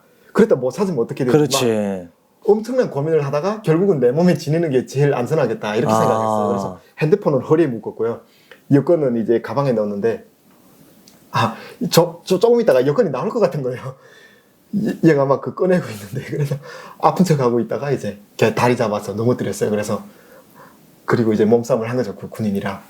그때 봤을 때 이제 쪽줄이 2줄이었는데 아마 저보다 어렸거나 한 2살. 뭐 많이 어리지. 중국 병사니까 네. 제가 보기엔 한 20살, 21살 정도. 네, 키는 좀 저보다 더 컸는데 말라가지고 해볼만 하더라고요. 그래서 넘어뜨리고 막 엎치락 뒤치락 하고 싸우다가 진짜 한숨 돌리고 초소를 봤는데 안 나오는 거예요. 아무도. 그래서 얘 혼자 있었구나. 그래가지고 그 나온 간식들을 배낭에 담지도 못했고요. 다 막 압록강에 다 던져버리고요. 그냥 여권 챙겨서 주머니에 넣고 그리고 배낭도 다 강에 던져버리고 이제 그 담을 뛰어넘었죠. 담을 넘었더니 이제 그 북한 해산시 그 시내였거든요. 그래서 그 8시 반쯤 된 시각인데 사람들이 엄청 많은 거예요. 막 많이들 다니고 차도 막 다니고 이러는데 제가 그때 당시에 강을 건너다 보니까 이제 다 젖었잖아요. 젖었는데 그 친구랑 막 뒹굴다 보니까 흙까지 떠. 먼지에 피에 막 그래가지고 제가 흰 신발을 또 신었어요. 운동화가 여긴 다 흰 걸 대체로 신잖아요. 그렇죠. 북한하고는 다르죠. 네, 그리고 제가 건너려고 했던 게 아니다 보니까 당시 머리를 제가 염색을 했던 상태였고. 아이고. 네. 나 한국에서 왔어. 뭐 대놓고 그냥. 머리도 있었고. 당황해가지고 모자를 뒤집어 쓰고 옷을 대충 털고 사람들이 막 비명 지르는 거예요. 가끔 그 여자애들이랑 막 어떤 사람들이. 그래서 이러다 신고도 하겠는데 다 핸드폰 있는 걸 알아가지고 이제는. 그래서 그곳에서부터 강우 씨를 보고. 네. 거길 뛰어넘어왔을 때 그래서 제가 그 제방뚝이 이렇게 되어 있는데 해산시 거기 그 제방통이 얼룩굴이라고 불리는 그 엄청 큰 유명한 거예요. 그래도 거기를 제가 걸어서는 한 뭐 15분 정도 걸릴 텐데 진짜 단숨에 뛰어 올라갔어요. 한 번도 안 쉬고 그렇게 뛰어 올라가는데 제가 싸운 군인이 전화를 했나 봐요. 위에 초소에서 군인들이 막 나오더라고요. 두세 명이 막 야 이 개새끼야 막 이러고 욕을 하면서 막 뛰어 나오는데 서라고 손가락질하고 이 친구들도 그 철책이 있어가지고 당황하니까 모두 출입구를 못 찾아가지고 그러는 거예요. 그래서 저도 이렇게 뛰면서 옆을 보면서 막 쫓아와 막 이러면서 그러면서 어차피 제가 나서자란 것이고 저는 위원동 태생이다 보니까 그 뒤에 위원장마당 뒤 골목길로 해서 절대 안 잡힐 자신감이 생기더라고요. 어차피 또 싸우고 나니까 막 아드레날린 분출하고 제정신 아닌 거죠 이제. 그래서 그렇게 거기에서 도망쳐가지고 그 위원 역전이라고 좀 그 해산역 다음이 위원 역전이거든요. 그 좀 큰 기차역인데 그 앞까지 와서 좀 여유 있게 걸으면서 숨도 돌리고 그리고 이제 걸으면서 사람들이 좀 어두워지니까 점점 없어지더라고요.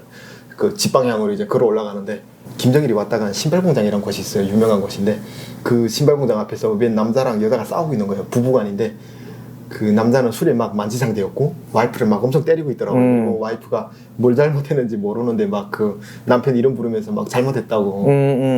그래서 이걸 도와줘야 되나 말아야 되나. 그냥 어릴 적 생각이 났어요. 뭐 어릴 때 저희 부모님도 많이 싸우셨고 흔하잖아요 집집마다.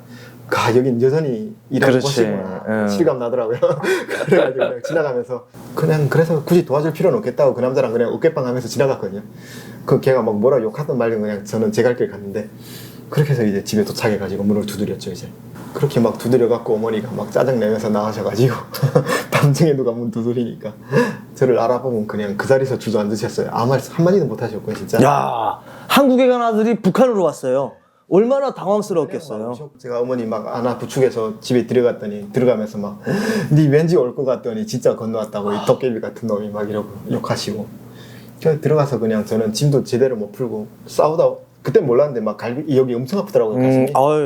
그래서 그대로 잠들었고요. 아침에 10시쯤 눈 떴더니 막 그 동물원에 원숭이 구경하듯이 막 사람들이 와가지고 친척들이 와가지고 막 이러고 다 내려가 보고 있고.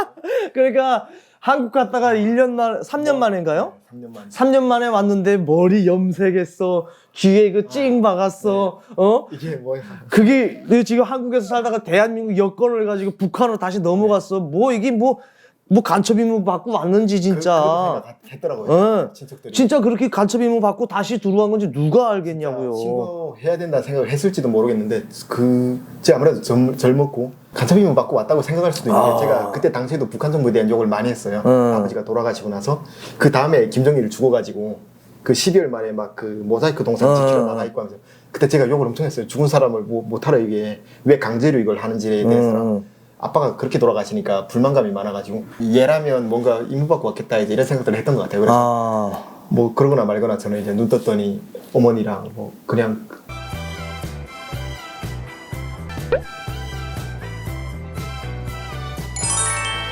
할 얘기가 되게 많을 줄 알았는데 딱히 뭔 얘기든지 사실 기억이 잘 안 나고요. 그러니까 그렇게 갑자기 만나면 또 할 이야기들도 다 잊어먹어요. 네, 뭐 먹고 싶냐 뭐 그 정도만 얘기했었던 것 같아요. 그리고 제가 가지고 온 물건들을 되게 신기하게 바라들 보더라고요. 막 지갑이랑 핸드폰이랑 네, 그래서 그런 얘기들 그냥 하고 뭐. 근데 궁금한 거는 그 가족들이 한국에 갔다가 왔으니까 한국은 어떠냐 궁금해서 막 물어보는 게 많지 않아요? 네. 그래서 제가 가기 전에 집이랑 다 촬영해서 영상들 찍어 갔었거든요. 막 보여주고 이제 그 전에도 한번 얘기했는데 뭐 수도꼭지랑 뭐 도무 나가면 아무도 뭐 뻥친다고 믿지도 않았고요. 북한에서? 네, 안 믿었어요 아무도. 아 진짜? 진짜 안 믿더라고요. 그래서 느낀 게 이 사람들은 저는 이제 어릴 때부터 사랑받으며 자라왔잖아요. 그 가족에서. 가족의 구성원이 이제 다른 세상을 경험해보고 와서 얘기했는데 안 믿는 거예요, 모두. 그 뭐 플라톤의 동굴 속의 비유처럼 제가 동굴 밖에 나가서 진짜 해가 밖에 있다고 알려주는데 안 믿는 거예요. 그 동굴 안에 어떤 햇불이나 그림자 보고 사는 거죠, 이제. 그래서 진짜 바꾸기가 쉽지 않겠다, 이것은. 이미 다 노예로 세뇌가 다. 그게 문제지. 네. 제일 먹고 싶은 거를 물어보니까 뭐 먹고 싶은 거 뭐라고 했어요? 뭐 인조고기밥이랑 뭐 농막국수랑 뭐 여기 오면 새토미들 다 한 번쯤 맛보고 싶어하는 그런 것들 있잖아요. 그래서 시켰는데 그 맛이 제가 생각했던 그 맛이 아닌 거예요. 입이 3년 동안 변한 거야. 진짜 입에 맛없더라고요. 이 3년 동안 자유 대한민국에서 맛있는 것만 먹다가 그게 맛있을 수가 있냐고. 그리고 이제 제가 북한 살 때는 담배 술을 안 했었는데 여기 와서 술을 좀 배웠거든요. 그래서 다들 사람들이 대동강 맥주 유명하다 막 그런 얘기를 하니까 이제 대동강 맥주도 시켜서 마셔봤는데 이게 뭐 맥주야.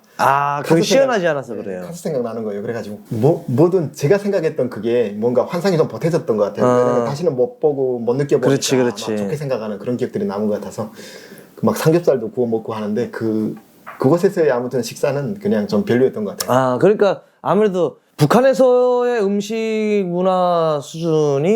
수준이 뭐 우리나라하고 비교가 안 되기 때문에 그건 뭐 더 저거고. 그러면 본인이 직접 넘어가서 어머님을 모시고 오기 위해서 넘어갔으니까 이젠 일이 순탄하게 다 풀리게 된 거 아닌가요? 그렇지도 않았던 게 이제 제가 넘어가면서 사건이 있었잖아요. 그래가지고 그 국경 경비가 5월 20일 밤에 그렇게 사고 쳐가지고 5월 31일까지 특별 경비가 내려온 거예요. 간첩이 들어왔다고 아마 생각을 해가지고 그래서 브로커들이 이제 제가 그 다음 날인가 산에 올라가서 로밍을 하고 갔어가지고 연락을 했는데 브로커분 카톡으로 온 게 이제 네가 뭔 일이 있었냐 여기 특별 경비 뭔가 내려와서 그 넘겨주기랑 군인이 아무것도 못 한다고 한다. 6월 2일이나 3일에 보자. 이런 전화가 온 거예요. 톡이 온 거예요. 그래서 6월 2일까지 거의 뭐 휴가 받은 기분으로 잘 숨어만 있으면 되겠다. 그런 생각으로 이제 지냈던 거죠. 이제 그때 당시 5월 빈막들이 많아가지고 산에 그 밭을 지키는 그런 막 안에 들어가 자고 있고 어머니가 낮에는 막 음식들 날아다 주고 밤엔 제가 몰래 내려도 가고 이제 그러면서 지냈는데 아까 조금 더 이어서 얘기하면 놀랐던 게 밥그릇에 밥을 엄청나게 많이 퍼주는 거예요. 이만큼. 제 위는 이제 작아졌는데. 꼬봉밥. 그때 당시에 네 맞아. 그리고 그걸 안 먹으면 막 어디 아픈 줄 알고 막. 네 그게 되게 신기했어요.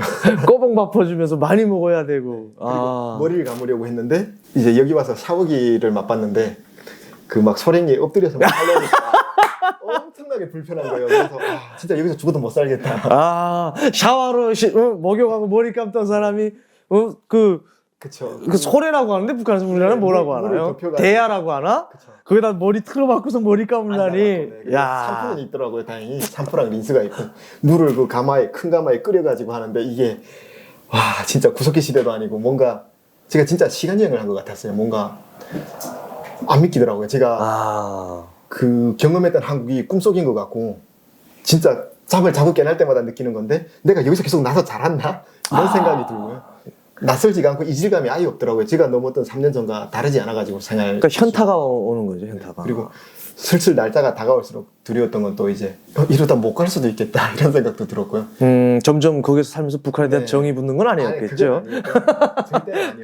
그러면 거기서 살 지내면서 네. 며칠간 북한에 있었던 거예요, 그러면? 총 지낸 시간은 22일 정도 있었고요. 22일이면 거의 한 달 있었는데 그 한 달 거의 이제 22일 동안에 북한에서 있었던 뭐 친구들이라든지 그렇게 만난 적은 없어요?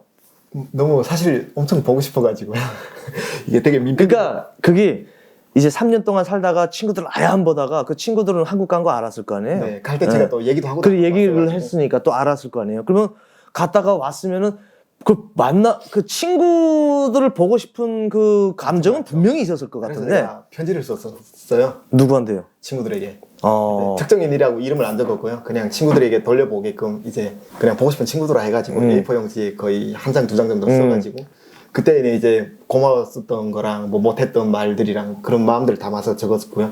이제 어머니한테 좀 전해달라고 그냥. 그 친구들 다 군대 나갔더라고요, 보통은. 그리고 이제 군대 안 간 친구들도 그 군대 간 친구 중에 휴가를 와 있는 친구들도 있었어요. 그때 당시. 그래서 진짜 이거는 꼭 보고 가야겠다 이 생각을 했어요. 근데 그 친구의 부모님들이 원치 않으시는 것 같아서. 네, 그래서 차마 얘기도 못 했고요. 사실 이게 갈 때 한국 가겠다고 얘기하는 거랑 갔다가 왔다고 그렇지. 얘기하는 건 다르더라고요. 그건 다른 거니까.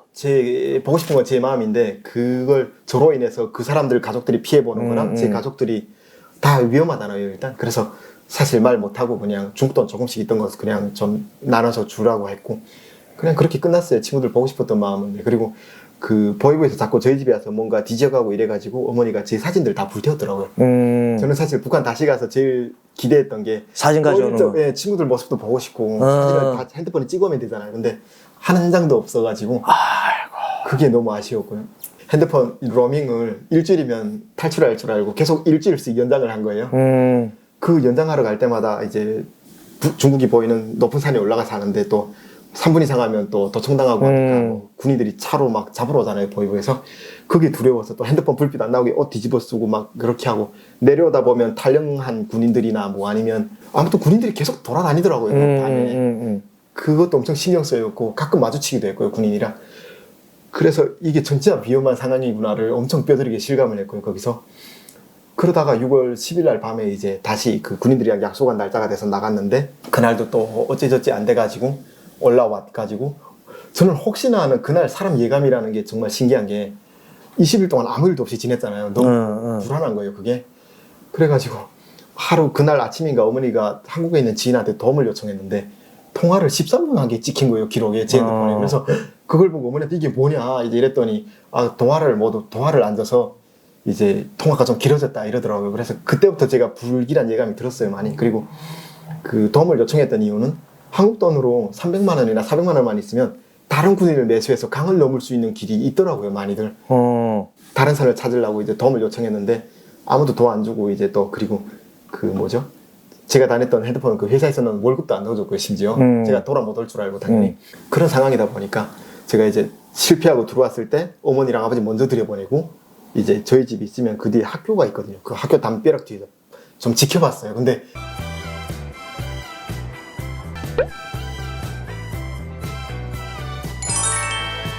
들어갔는데 갑자기 군인들이 막 집 옆에서도 나오고 군인인지 모르겠지만 사복 차림의 사람들이 보이부 요원들이 나와가지고 한 10대 명 정도가 거의 밖에도 이제 5명 있고 막 들어가서 그리고 집안에 막 그 손전등 후레쉬가 막 왔다 갔다 하면서 막 비명소리 들리고 이제 아버지를 굿한 거죠 이제. 그리고 어머니도 막 그 비명소리 막 어머니도 저한테 알리려고 일부러 막 소리를 내셨겠지만 몸에 이제 중국 돈이랑 중국 화폐랑 제가 어머니한테 준 삼성 핸드폰이랑 막 다 나온 거죠 이제. 거기서 이제 한국 기도가 들통나서 제가 이제 다른 친척집에 도망갔어요. 그걸 보고 짐을 챙겨야 돼가지고 또 다른 옷가지랑 막 챙기고 있는데 이제 얘네가 얘네 집에 친척이 한 동네에 많이 산다를 알아가지고 들어온 거죠, 그 친척집. 집안에서 막 여권 챙겨서 주머니에 넣고 있는데 막 들리는 거예요. 보이부입니다. 집 수색 좀 하겠습니다, 이제. 그 소리를 듣고 그냥 아무 생각도 안 났어요. 그냥 핸드폰만 들고 문 박차고 나왔더니 막 그 손전등 제 얼굴에 비치길래 바로 돌아서서 담 넘어서 이제 산으로 막 올리 뛰었는데 이게 웃긴 게 북한산에 나무가 없는 거예요. 얘네가 막 비치면 다 보이는 거예요. 제가 산중턱까지 진짜 빠르게 올라갔는데 다 보이더라고요. 그래서 그냥 자포자기해서 앉았죠. 이제 에이, 뭐 얘네 올라면 그냥 슬슬 걸어 올라가야겠다. 산에 올라가면 뭐 어차피 도망갈 길은 많으니까. 근데 이 새끼들이 잔인한 게 어머니랑 아버지를 그 학교 담벼락 제가 보이는 밑에까지 끌고 와서 구타하더라고요. 이제 막 어머니 비명 소리 들으니까 이제 사람이 또 돌아버리는 거예요. 그래가지고 안 되겠다. 그냥 내려가 쟤네 다 패 죽이든 뭐 싸우다 그냥 끝내야겠다고. 막 울면서 돌멩이 들고 막 내려오는데 또 막 엄마가 저거 우리 아들 아니라고 막 이런 그런 소리. 탈영병 들어와서 배고파하기다 밥 줬던 거라고 그냥 막 그런 소리 들리고 이제 그래서 내가 저기서 잡히면 또 온 뭐 사돈의 발전까지 다 멸종을. 그래서 아무것도 못하고 그냥 무기력하게 앉아 울었죠. 이제 진짜 눈물이 그냥 세상에 그냥 혼자구나를 뼈저리게 느끼고 그냥 거기서 할 수 있는 것도 아무것도 없잖아요. 그리고 걔네가 뭐 한 시간은 안 되게 뭐 구타하다가 엄마 아빠 다 잡아가고 그래서 이렇게 허무하게 끝났구나. 그렇게 그 보이브 애들이 저희 부모님 다 잡아가고 저는 이제 다시 친척집 들어가서 그때 여권을 못 챙기고 나왔었거든요. 급하게 나오다가 그래서 들어가서 여권 챙기고 그 집에 다시 들어갈 때 사실 좀 쫄렸죠. 이제. 그렇지. 네, 얘네가 또 혹시 기다리고 있지는 않을까 이제. 그래서 막 원래 문 앞에서 좀 소리 들어보다가 들어갔는데 챙기고 이제 친척분들한테 내가 다시 건너가서 돈을 보내줄 테니까 어머니 좀 빼주세요 부탁하고 이제 그 길로 나와서 이제 압록강까지 그냥 직선거리로 엄청 빠르게 갔거든요. 가는데 갑자기 날이 밝더라고요. 갑자기 못 넘잖아 날 밝으면. 그 군인들 초소 있고 그 앞에 얼씬거리지도 못하겠더라고요. 망했다 이제 다시 집에 들어갈 수도 없고 갈 데도 없고 해가지고 그때부터 이제 그 북한에서 말하는 꽃제비 마냥 거리를 방황하기 시작을 했었죠. 이제. 네. 배도 엄청 고프더라고요. 또 막상 못 먹는다고 생각하니까 이게 사람이 참 웃긴 게 그 배고파가지고 또 한 자리 있으면 불안하니까 계속 돌아다닐 수밖에 없는 거예요. 그리고 막 머릿속에 또 엄마는 이제 끌려가서 뭐 어쩌고 있는지 막 그런 생각들도 들었고요. 그나마 위안이라면 이제 친척분 중에 한 분이 말씀해 주신 얘기가 그래도 뭐 어차피 넘다가 잡힌 것도 아니고 집에 있다 잡혔으니까 그렇지. 현행범은 아니니까. 좀 중국 돈으로 1만 위안 정도 있으면 어떻게 해볼 수 있을 것 같다. 이제 그런 얘기 하셔가지고 이제 또 내가 한국 이제 무사히 갈 수만 있으면 또 돈을 구하는 건 뭐 어찌저찌 하지 않을까라는 생각에 그런 마음으로 이제 버텼는데 그날 오후쯤인가 이제 길에 가끔 제가 아는 애들이 보이는 거예요. 친구라든가 뭐 어떤 애들이 보여가지고 그냥 모른 척하고 지나다녔는데 엄마 친구가 있어요. 그 친구분 집에 좀 사실 배고파가지고 도움 요청하려고 들어갔는데 그냥 나가라고 하시더라고요. 그래서 조금 있다가 그냥 나왔죠. 이제 그래가지고 나오는데 그 집 아들이 제 친구인데 처음에 말씀드렸던 그 친구를 제가 한국에 데려오려고 했던 거죠. 그 친구의 삼촌이가 누군가 여기 와 있어가지고 근데 이 친구가 거기에서 뭐 핸드폰도 사고 뭐 좋은 직장 다니고 뭐 얼마나 없더라고요. 그래서 그 친구가 막 집에 들어가서 자고 가라고 막 잡는데 저는 그냥 아니다 가야 된다. 한국 wan 거 알고 알죠. 아는데도 네, 서로 조심하는 게 아무 얘기 안 물어보더라고요. 그것이 어떠냐 이런 거 안 물어보고 그래가지고 너 나랑 아직 갈 마음 있어? 하니까 없대요. 그래서 알았다 그냥 어머니랑 잘 지내야 하고 이제 헤어졌는데 돌아서면서도 불안한 게 제가 신고하면 어떡해. 이게 사람이 못 믿겠더라고요. 그렇지. 모든 게 다 의심스럽고 그리고 저는 또 염색을 했어서 가지고 막 모자 뒤집어 쓰고 있는데 그래도 막 알리잖아요. 다 기울이는 뺐잖아요. 그렇게 해가지고 그 동사무소 주민센터 앞에 지나오는데 누군가 계속 쳐다보는 거예요. 그래서 저도 이제 얼핏 봤는데 모르겠더라고요. 그래서 저 누군데 나를 보지라는 마음으로 돌아봤는데 또 보고 그래서 안 되겠더라고요. 그래서 가가지고 물어봤죠. 혹시 저 아세요? 그냥 한국말로 당당하게 한국말로? 이러고 받으면 그냥 웃으면서 이렇게 고개 끄덕끄덕 하는 거예요. 그래서 이게 뭐지? 하고 그래서 걔가 좀 높은 뚝 같은 데 앉아 있어가지고 제가 계단 돌아 올라가가지고 옆에 앉았죠. 그때서 알겠더라고요. 내가 저랑 같은 고등학교 같은 반을 다닌 친구. 큰일 났다 이제. 그래서 옆에 앉아가지고 나도 너 기억났어 이제. 그리고 너 이제 나에 대한 얘기 들은 거 있냐 이제 물어봤죠. 그랬더니 다 들었대요. 그래서 이거 어떡하지? 제가 한국 가을 아는 거예요. 그리고 얘가 갑자기 웃더니 여기서 머리 그렇게 하고 안 다녀.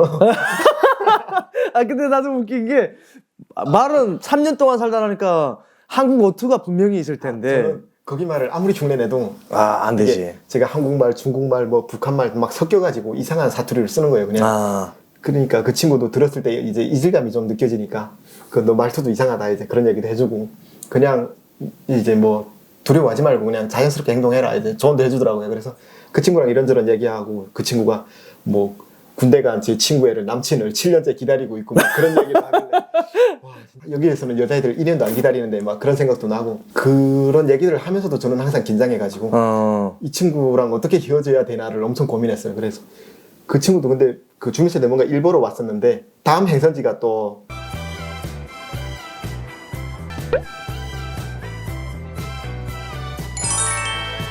분주소라고 하는데 그게 여기로 말하면 파출소 느낌이잖아요. 파출소, 그렇죠. 그래서 되게 묘한 거예요, 기분이. 그래서 그 친구가 그 파출소 가는 길까지 오후 5시 반 될 때까지 같이 있다가 걸어가면서도 이런저런 얘기했는데 좀 얘기하다 느낀 건데 아 얘는 나를 신고하진 않겠다 이런 믿음이 생겼어요. 어떤 얘기를 근데 했어요? 어떤 얘기를? 그냥 거기서 뭐하고 사는지랑 뭐 다른 친구들 뭐하고 지내는지랑 아무래도 또 동창이고 저는 궁금하잖아요. 애들이 뭐하고 지내는지 막. 그러니까 본인은 한국에 대한 자랑을 안 했어요? 못했어요. 그게 진짜 조심해야 되겠더라고요. 괜히 간첩으로 오해받을 것 같고 여기서 뭐 하냐고 하길래 내가 그냥 잠깐 일이 있어서 잠깐 온 거다 이제 그런 얘기. 한국에서 잠깐 일이 있어서 북한에 왔다고? 그 친구가 저를 어떻게 생각했을지 모르지만 저는 이제 그냥 일이 잘 안 됐고 좀 여기서 있다가 이제 저녁에 갈 거다 얘기하고 사실 물어는 봤어요. 너는 저쪽에 대해 어떻게 생각하냐 하니까 자기는 뭐 가족들이 있다 보니까 갈 마음 없다. 딱 선을 자르길래 이제 그리고 그냥 뭐 조심히 잘 살아라 뭐 그런 얘기하고 그 친구가 분주소 가고 저는 이제 그 친구랑 헤어져 가지고 이제 어디로 가지 하는데 갑자기 웬 여자가 아줌마가 저를 와서 잡은 거예요. 그래서 깜짝이야. 엄청 놀랐어요. 그 사실 그 여자랑 그 뭐죠 제 친구애랑 아줌마 만나기 전에 제가 제 가까웠던 친구들 집에 갔었어요. 근데 차마 못 들어갔어요.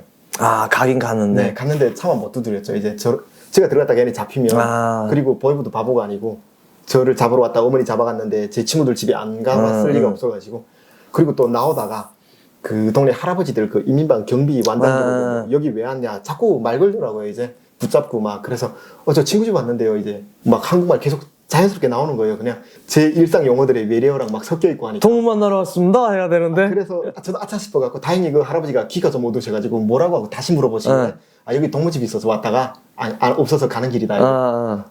그렇게 막 흉내내서 집에 지금 가고 있습니다. 막 이러면서 그렇게 헤어지고 이래가지고 그런 과정을 2번 정도 겪고 나니까 그냥 혼자 밖에 있어야겠다 이 생각을 했거든요. 밤에 다시 넘어야겠다 하고 근데 갑자기 웬 아줌마가 잡으니까 이제 봤더니 친구 어머니인 거예요.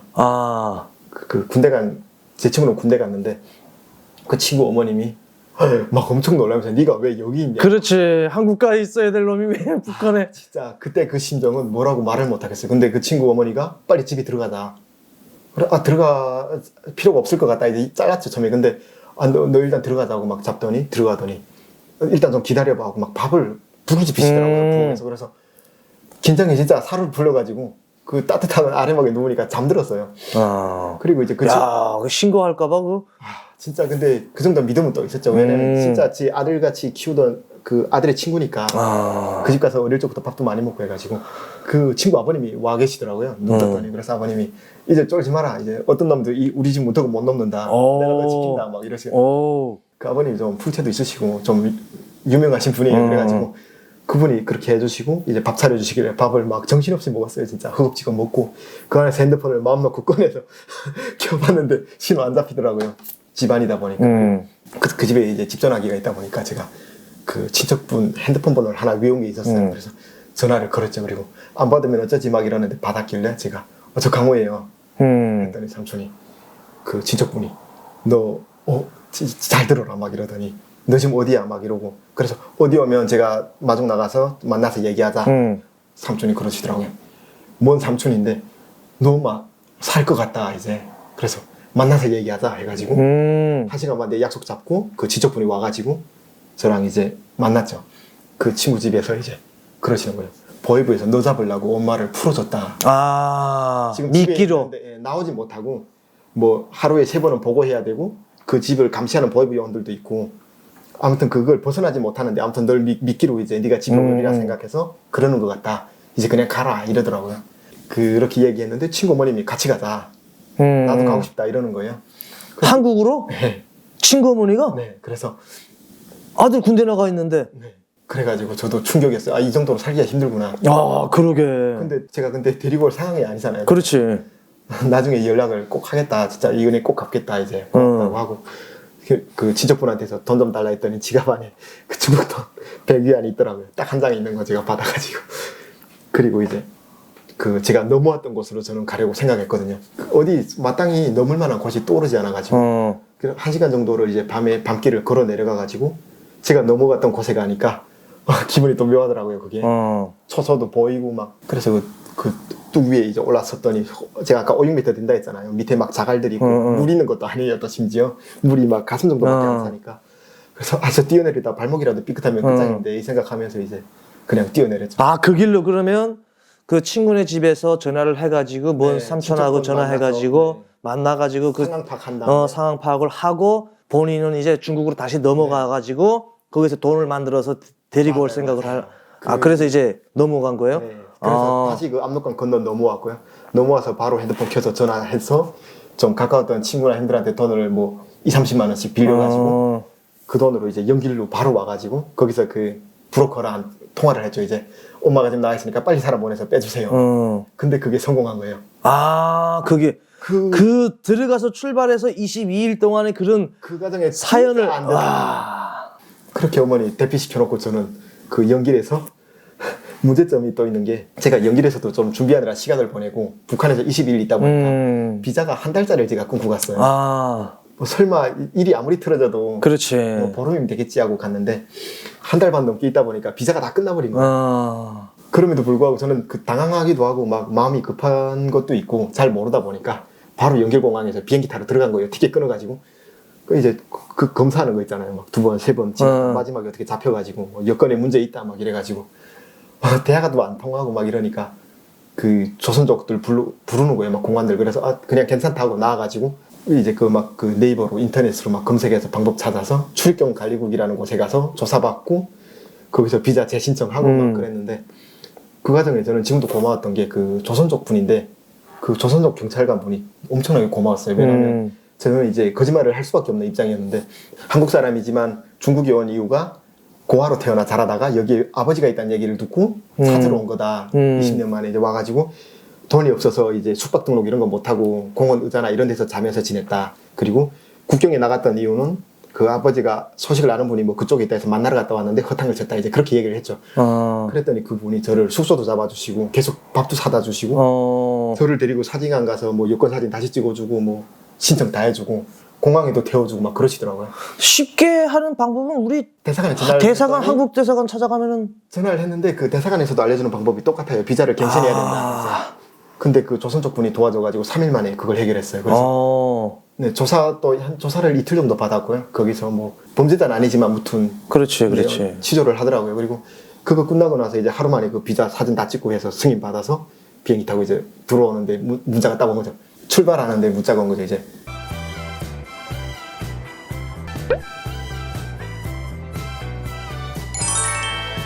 그 조사해야 된다고. 한국에서. 네. 근데 뭐 한국에 와서 조사받는 거는 그 뒤후에 문제지만 부모님들은 무사히 다 이젠 아니요, 그냥 대피만 하고 있는 상황. 대피만. 네, 다시 집에 못 가는 상황이거든요. 근데 북한은 아시다시피 이제 뭐 CCTV가 있는 것도 아니고. 그렇죠. 무조건 빨리 한국 가서 다시 재정비해서 모셔와야 된다. 이제 그렇게 생각을 했는데 갑자기 북한에 갔다 온 거 알고 있다. 이제 오면 자수해라 뭐 이런 문자가 왔길래 제가 그런 적 없다. 나는 지금 중국에 이행 중이다. 이제 문자 보내고 왔는데 뭐 어떤 분이 전에 댓글로 그러시더라고요. 이 사람 왜 거짓말 이렇게 많이 하냐. 근데 저는 제가 겪었던 그걸 똑같이 겪지 않고서는 그때 느꼈던 감정들을 이해할 수는 없다고 그렇죠. 뭐 공감을 다 바라지도 않지만 그렇죠. 무튼 그렇게 해가지고 제가 와서 그분들 와서 이제 저는 조사받으러 그분들이 종암경찰서에 이제 방을 하나 내가지고 아예 조사를 했겠죠. 해가지고 뭐 CD도 굽고 뭐 며칠 했는데 처음부터 그렇게 한 건 아니고요. 새벽에 자고 깨놨는데 이제 한국 들어와서 그 다음날 자고 깨놨는데 집에 갑자기 새벽에 그 수색영장 2장 들고 왔더라고요. 집이랑 당신의 몸에 대한 뭐 이런 해야 된다 해가지고 다 수색하고 저를 바로 데려가서 그래도 그분들이 제가 사정 얘기를 했죠. 저는 지금 어머니가 이런 상황이고 브로커랑 연락을 해야 되니까 구속되면 안 된다 이제 얘기했더니 불구속으로 조사를 13일 정도 이제 했고요. 처음에 북한 갔다 온 거 이제 당연히 숨겼죠. 시간을 버려야 되니까 저는. 근데 그분들 얘기가 이렇게 자꾸 인정을 안 하면 어쩔 수 없이 구속을 3~4개월 정도 해서 조사해서라도 증거는 다 있다. 이제 GPS도 그쪽으로 찍혔고 막 그런 얘기를 하시길래 뭐 심지어 통화 녹취도 있다. 뭐 그래서 저 깔끔하게 인정하고 그냥 시간을 한 달만 달라 해가지고 그 과정에 이제 다른 브로커 또 찾아서 어머니를 이제 넘긴 거죠. 한국랑 탈출해가지고. 네. 그리고 어머니가 태국 남미청소 도착한 이후에 저는 이제 저도 수감이 된 거죠. 그러면 네.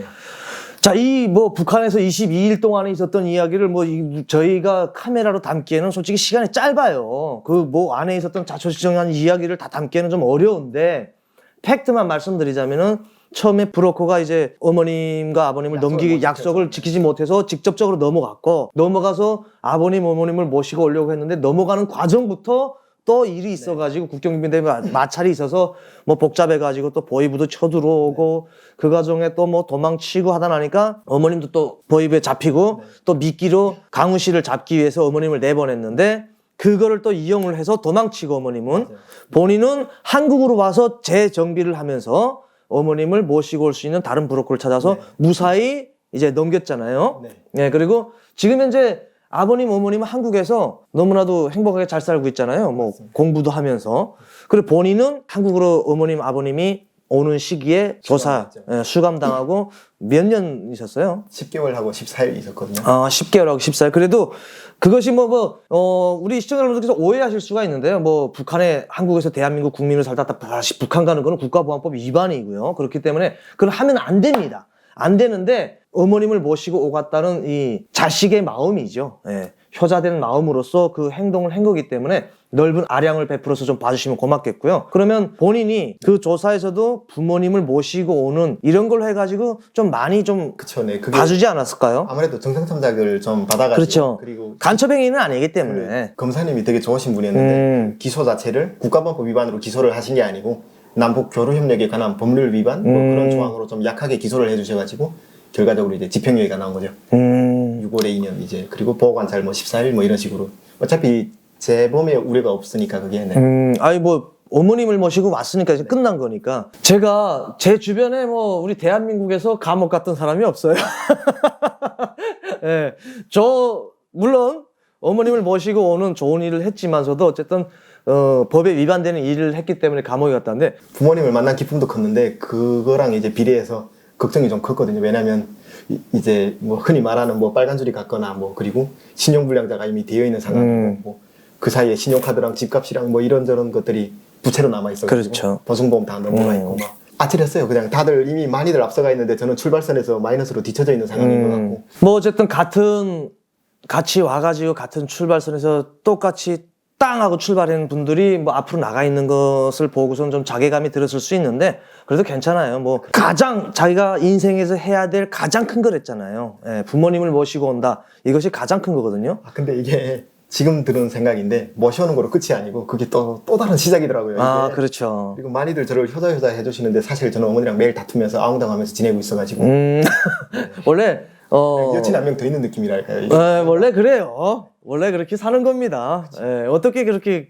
계속 좋을 수는 없거든요. 지금 대학 생활을 하고 있는데 어때요? 우리 한국 대학 생활? 좀 많이 바뀌었어요 이제. 그래서 친구 관계도 많이 달라지고 이제 제가 해야 되는 것에만 집중하고 싶어가지고 대학 생활은 그냥 공부만 하고 있는 것 같습니다. 공부는 어떻게 뭐 그래도 뉴질랜드 갔댔나요? 네. 오하견수 갔던 그 영어 실력이 그래도 조금 도움이 돼요? 아니요. 제가 그 교도소에 앉아 있었던 시간이 1년도 안 되는 시간인데 그 사이에 많은 걸 다 잊어버렸고요.